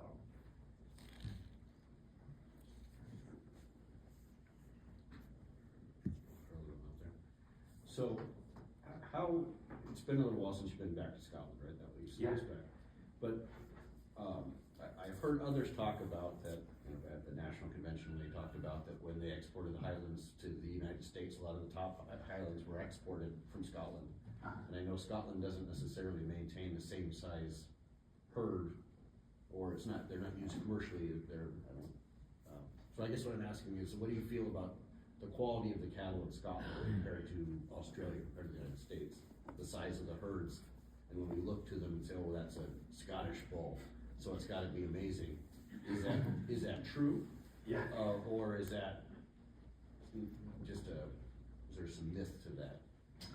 Well, there's going to be some myth and stereotype in all of that for sure. There are some true trends too in that, and yeah. So when I spent 7 months over there and went around, that was 2010, and they had an international gathering there that year too that I participated in, and so at that point it was interesting because we had people from ACA came over and were actually speaking at that gathering, and we're talking about directions we're going with breeding in the U.S. and it was interesting having spent 7 months there what contrast there was between the goals in the U.S. and the goals in Scotland. I would say that for Scotland, because they use breeder judges and because they have a lot of interest in the appearance of the animal, you might get more of a leaning toward beauty, and I tended to see that. Not a bad thing across the board. I think that it's not just beauty, they like elegance, they like femininity, they like a real cowy looking cow. And there is a correlation there with fertility, I think. I think it is somewhat correlated with maternal traits. So that's probably their strong suit there, is they're more in line with cows that can do the job of being a cow in their terrain, and not all of them are up in the Highlands of Scotland, so you have to throw that stereotype out too. A lot of these are lowland cattle in Scotland or in England. And so there's breeders there. There's a lot of diversity, really. You can't really put it in a box necessarily. I saw where in the lowlands of England and Wales, you've got some herds that just big, boxy kind of brood cows, and really impressive from that lowland beef production perspective. You know, they do have some of that, like that we would tend to prefer here in this region, particularly, where they would have some compatible bloodlines with those performance goals. But I'd say the average is a little bit more typey in terms of having beauty, having a horn set that is nice, having a hair coat that is nice. And there's a little later maturing kind of a trend there, where you don't have that early performance as much. Weaning weights tend to be smaller. They get there slower, and they're okay with that. They don't even breed. A lot of these breeders don't even breed their cattle until they're 3 and having a 4. You know, so they're not really thinking time efficiency as much as we tend to. Now Australia is interesting. They kind of they're a hybrid almost between Scotland and the US and the way they think about cattle breeding. They use mostly AI sires from Scotland, and so they're getting a lot of that influence, but at the same time, their breeding goals are they tend to be a little bit more performance-oriented, growth and muscle and whatnot. So they're utilizing those genetics, but kind of over time shifting toward their goals. And so judging there was interesting. It was kind of like, it felt like going back in time a little bit in the US to the early 2000s kind of probably time period where our classes were real strong on top and then the bottom half was not so good. But the top half had a lot of performance, and that's what I saw. Their national show was really good top side to the show, not as good on the bottom side, both in terms of performance but also structure. So it's very mixed. It's very mixed in every country, but I felt like the average quality was actually better in Scotland.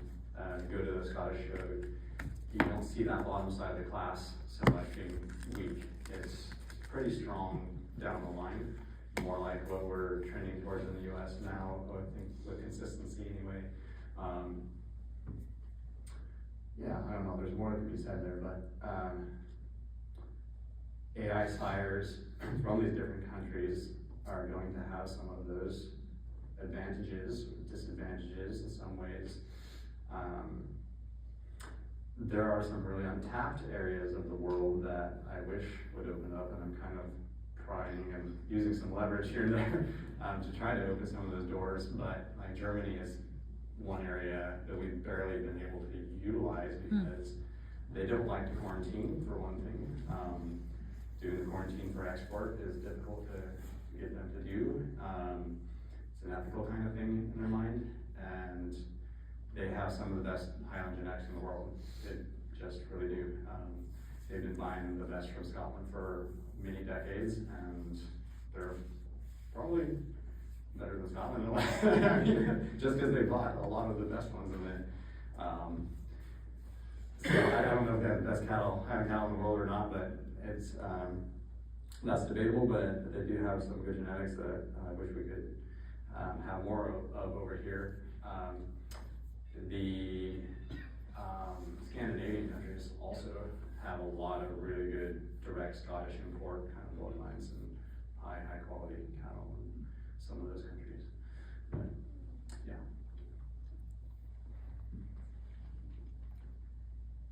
Jake, sometimes, I talk to people who are newer breeders and they hear the Scottish judge does this and the American judge and my animal's on the bottom in this class, but if it was a Scottish judge, it might have been different. How different, any class, any class at the national show, how differently would those animals have stacked up with an American style judge versus a Scottish judge looking at them? Yeah. Well, there's actually a lot of diversity in judging in, say, Scotland. So there's the stereotype, which is kind of like, oh, they like beautiful cattle, and they're kind of prioritize that. Yeah, that's somewhat true. You'll see some of that, but at the same time, there's a lot of different breeding goals over there, and a lot of these different judges have preferences that are quite different than the next judge. These things kind of all balance out in their show system over time. You have different bents and whatnot. But yes, you could say the average is more toward that elegance and beauty and femininity and movement. They really like to see great movement, which is a good thing. We need to focus on more. And so the placement would be different on average, I think, because our judges are mostly, like I said a lot about, the college-trained judging team kind of judge who is looking for what wins at the show game in America. They are going to pick a very different style than what the Scots are going to pick. And I think that some of those Scottish judges, and again, there's such diversity, it's not gonna apply to everybody, but a lot of those are really thinking more in terms of what is a Highland, you know, and what specifically should a Highland look like, and what are the specific goals of breeding Highland cattle, and, you know, in terms of what they do really well, and what we want to preserve in the breed.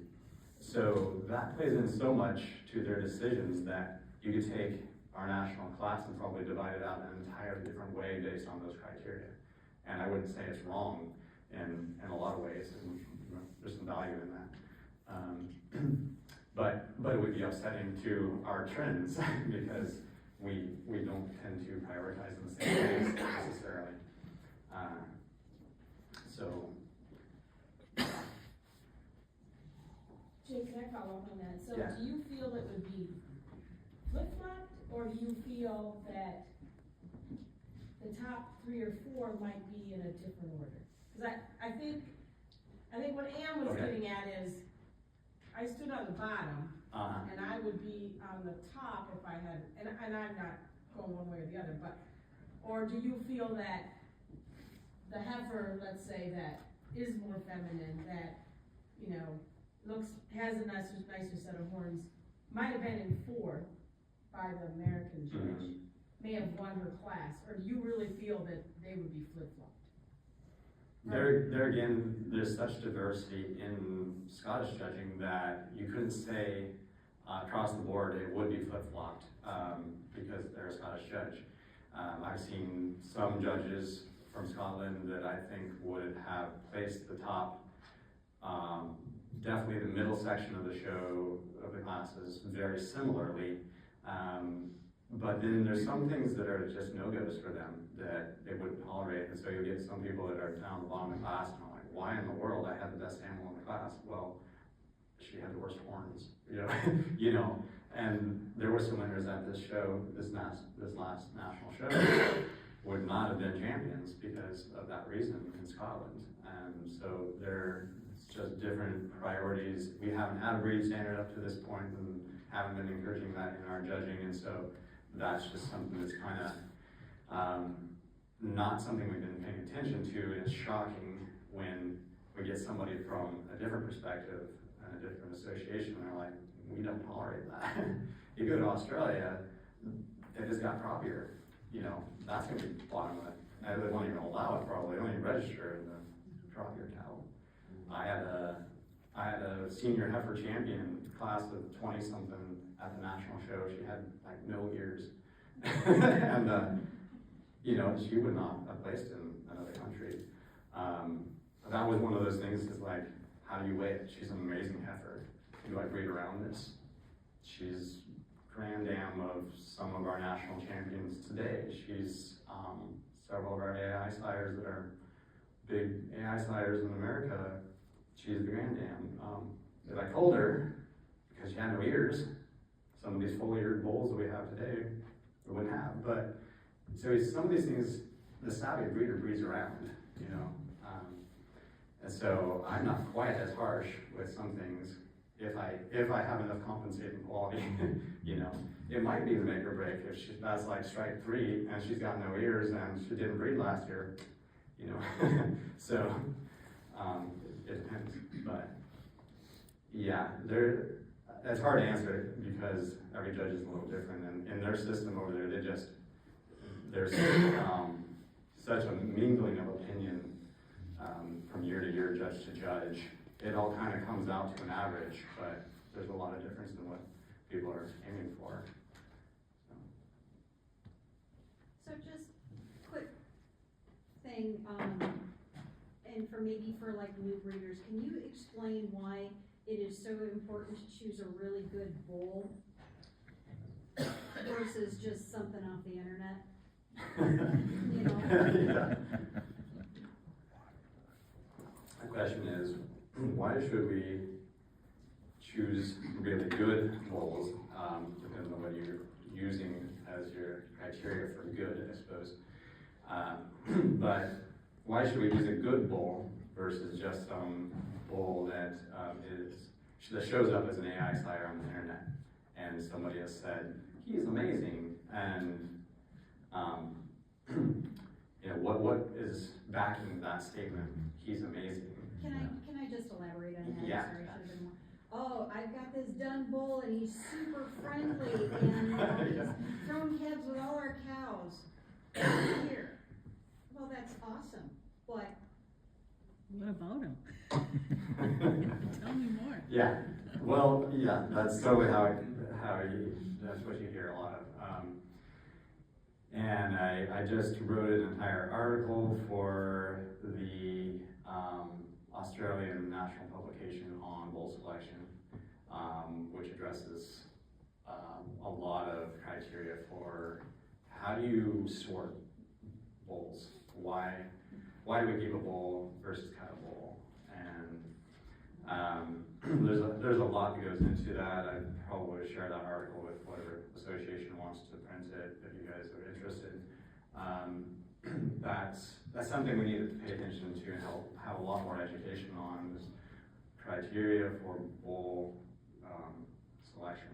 And with current trends, I already said it, you have these extremes that are being put up there as, you know, he's an AI sire because he won, or because he's silver, or because he's cute, cuddly, and friendly. And there's really no balance in that. It's again, getting back to single trait selection, that's kind of along those lines where we're just focusing on one thing and neglecting all the points of functionality along the way. So I would say if you're gonna keep a bull, you need to have a real holistic kind of thought process about that. Is he a bull that can really do what the breed is supposed to do? Can he maintain these standards of quality on the feminine side? A lot of people neglect that too when looking at a bull, because he's masculine, because he stereotypically we kind of want a bull that has a lot of power and performance. We tend to lean towards those sires that are just the beef king, you know. That's kind of skewed in a bad way too, because if you're not thinking about the daughters of that bull, you know, she needs to have the right pelvic design, she needs to have the right udders and all these traits that will hold up as a cow. You gotta learn to extrapolate from male to female. You're looking at a bull, you have to say, these are bull hips, but are these bull hips that are obviously not female, they're not as wide as a female, but are they bull hips that will extrapolate in his daughters to good female hips? You know, that sort of thing is what you need to learn to do. And not many breeders are really thinking that way or have the experience level to do that, but I encourage you, if you are a new breeder here today, start thinking about that more. You know, what is this bull, this AI sire maybe on the internet, is he capable of really making cow quality? Does he have that well-rounded, balanced set of traits that we need in functional cow?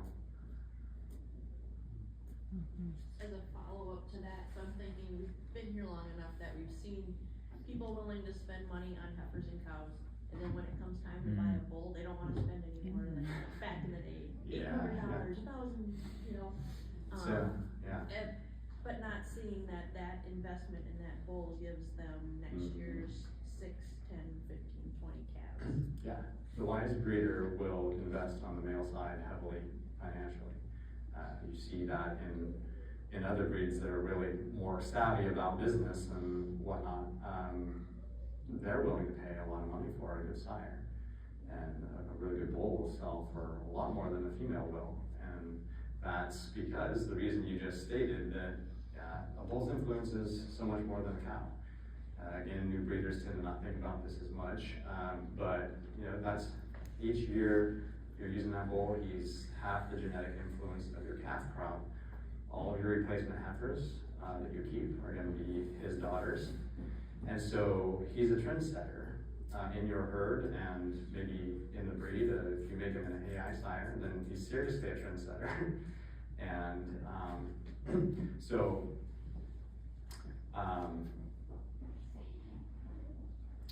I lost my train of thought there. Yeah, so he needs to have those traits that can really do the job well. Yeah, sorry, going to come rest of your question, what was, there was another part of it. There was just kind of a comment that people are more willing to spend money on the. Oh, yeah, female right. sex of breeding. Right, so I would say, going a little further with that we should be a little bit more, thinking a little bit more about spending on bulls. Because there is this trend, like, they're only worth half what a heifer is worth. There's a lot of bulls. There's more bulls than there should be. And so like in this bull article I wrote, I really encourage people, don't keep the majority of your bull calves, especially if you're a new breeder. That's probably inappropriate. You probably just don't have that quality yet. Your more experienced breeders have been doing it decades. Their average might be high enough that they can keep a larger percentage, but and their middle grade bull might be better than the average for the breed, So there's that, but most people's bull calves should be steers. So it's just across the board. That's the average. That we need to think about making more beef and less bulls. So yeah. Can you kind of elaborate on what a bull should look like, as far as scrotal circumference, hips, chest? I wish I had my slides still. I don't know if that's up yet, but I'll take a look. Sorry, Tom. there's a lot to be said about that, and it's again, it's thinking rightly about the whole, where the breed standard, the functionality traits, and that ability to extrapolate from male to female when you're looking at the bull prospect. So, yeah, I think you mentioned scrotal circumference.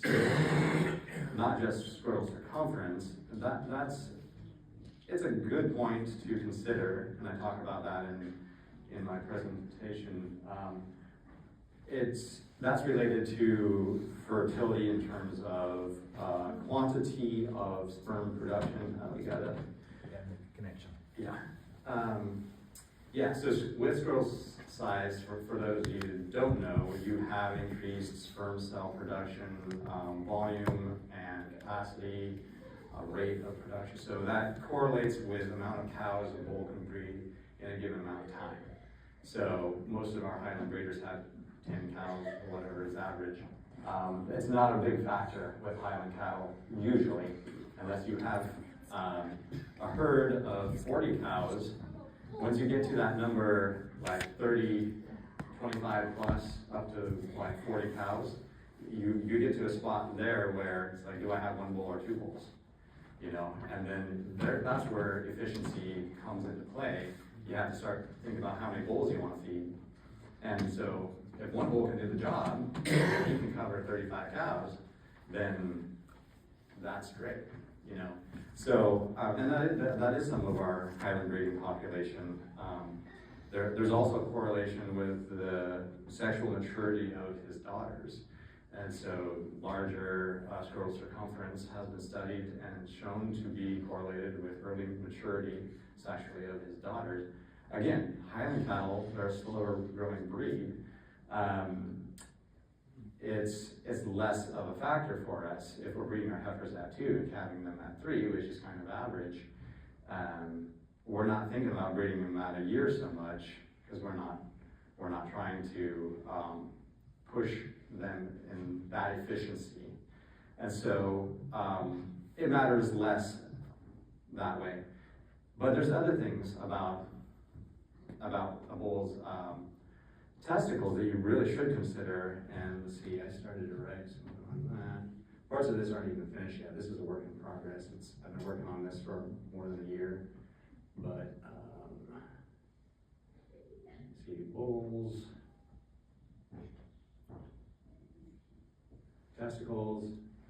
You think about the bull's safety himself. So bull A versus bull B here, we have a very pendulous kind of scrotum. Testicles are hanging down there. You kind of look at their hock level. Here's the hock. Draw a line straight across, and that's kind of at the top of his testicles right there. Whereas this bull, you're coming about midway on the testicles here, and there's a lot more distance between the ground and the scrotum. So, if you have a bull that needs to go cover 35 cows in Wyoming on rough terrain, you don't want his nuts knocking between his knees everywhere he goes. So, you don't want him getting snagged and beaten on the rocks. So, it's just not good. So, you want them up there at a level that is out of the way, but at the same time, the main job of the scrotum is thermoregulation, because there's a very narrow window of temperature at which sperm cells develop. And so the job of the scrotum is to constantly be going up, down according to temperature, so that you can get optimal sperm production. So you don't want them too close to the body either. This dun bull is kind of ideal. He's got, I like to see about twice the length of the testicle. So the testicle here starts at the epididymis and ends right about up here, and then the rest of that is sort of the neck of the scrotum. I like to see a setup where it's about 50-50. You got testicle and about the same distance of scrotum. And that allows for movement, but it's not way down there. And, but then also you just want uniformity. Like, you don't want twisted testicles, one's bigger than the other. That sort of thing is something that you pay attention to. Yeah, so there are various factors to think about there. That's just one part of a bull we're talking about. So you can see, you can break just the testicles down that far, farther than that even. There's a lot in this holistic approach about thinking about what bull to keep that you need to be considering. A lot of people aren't even reaching under there and feeling, does he have two testicles, before they sell him as a bull. So we start there, we say, yeah, 1, 2, that's a good place to begin. And so yeah, and then you should have some quality in terms of breed standard, even those aesthetic sort of points of beauty. We do want those things. They do have functionality, correlations. And I think we write that off a little too quickly, the beauty part of it. As we're talking about Scottish judging and their bent towards that. And in America, we're sometimes so utilitarian in our thinking that we're like, well, what does it matter? But the reality is, there's probably nobody in this room, myself included, that owns Highland cattle or got into Highland cattle because you were strictly thinking about beef. You didn't appreciate at all the way they looked. Most people got Highland cattle because they loved the way they looked. It's just one point of their value. And it's increasingly a very strong point of a Highland's value is the way they look. With the trend toward more people being interested in backyard cows and something beautiful to look at, that's driving our prices. It's something that we should be considering, even from an economic standpoint. Beauty is valuable. So, your bull calves, he's the biggest, thickest, maybe the most structurally correct, but he's got really poor hair, or he's really long faced, bad looking horns. These sort of things can come down to that. And I wouldn't say across the board I just castrate that animal. You might have enough value, again, like my crop-eared cow. You can't think black and white. You're just like, is he a valuable breeding tool? Does he have enough balance in his traits that we can use him for a purpose? But anyway, you need to be thinking about all things, so as much as possible. Yeah. I just wanna add to that as breeders, it took us a long time to kind of figure out, there's great value in the bull versus the cows you have, and, we just didn't have that view, and we've learned that over the years, and we do castrate a lot of bull calves, like within that first couple of weeks now than we did in the past, and it's just things that we've come to notice over time, so there's, I don't wanna think people, I'm not judging people, I'm trying to share experience. Yeah. It does take experience, and and totally, you're gonna make a lot of mistakes as a new breeder, and that's okay. You'll learn as you go to some extent. But be wise, you know, to seek out resources that can, and mentors that can really give you a leg up. Don't go it alone and just kind of wing it and guess. You really can do better than that. So, encourage people that way for sure. But, another thing on the bull side of things is genetic progress is made through the bull side most rapidly. And so even in the maternal breed, you're thinking about making genetic progress on the horse contribution side more than on the cow family. You're developing cow families, but you know, in terms of philosophy, breeding strategy, the faster you can layer bulls in there, they're meeting your breeding goals, the faster you're going to get to your breeding goals. So really the strategy ought to be, can I bring in a bull, get daughters as fast as possible, keep those daughters, and then move that bull along. You still got some value, he's still a young bull, get your money back out of him, you got his daughters, bring the next bull in. And this is where AI makes it really slick. You can just get another AI bull. But you know, with a live cover bull, you're looking for a bull that's gonna meet kind of the average of your breeding needs at that point in your breeding program. And so it ends up being about every 3 years that if you're gonna make maximum speed progress in your herd's genes, you are gonna have to buy a bull every 3 years. You kept his daughters year 1, by year 3, they're sexually mature, you need another bull. And that's kind of why the 3-year mark is. And sometimes 4 years, it depends on the size of your herd. If you got 5 cows, obviously, you know, you might keep them a little longer, you only have 1 or 2 daughters that 3rd year. So the bigger the herd is, the faster you can move a bull along.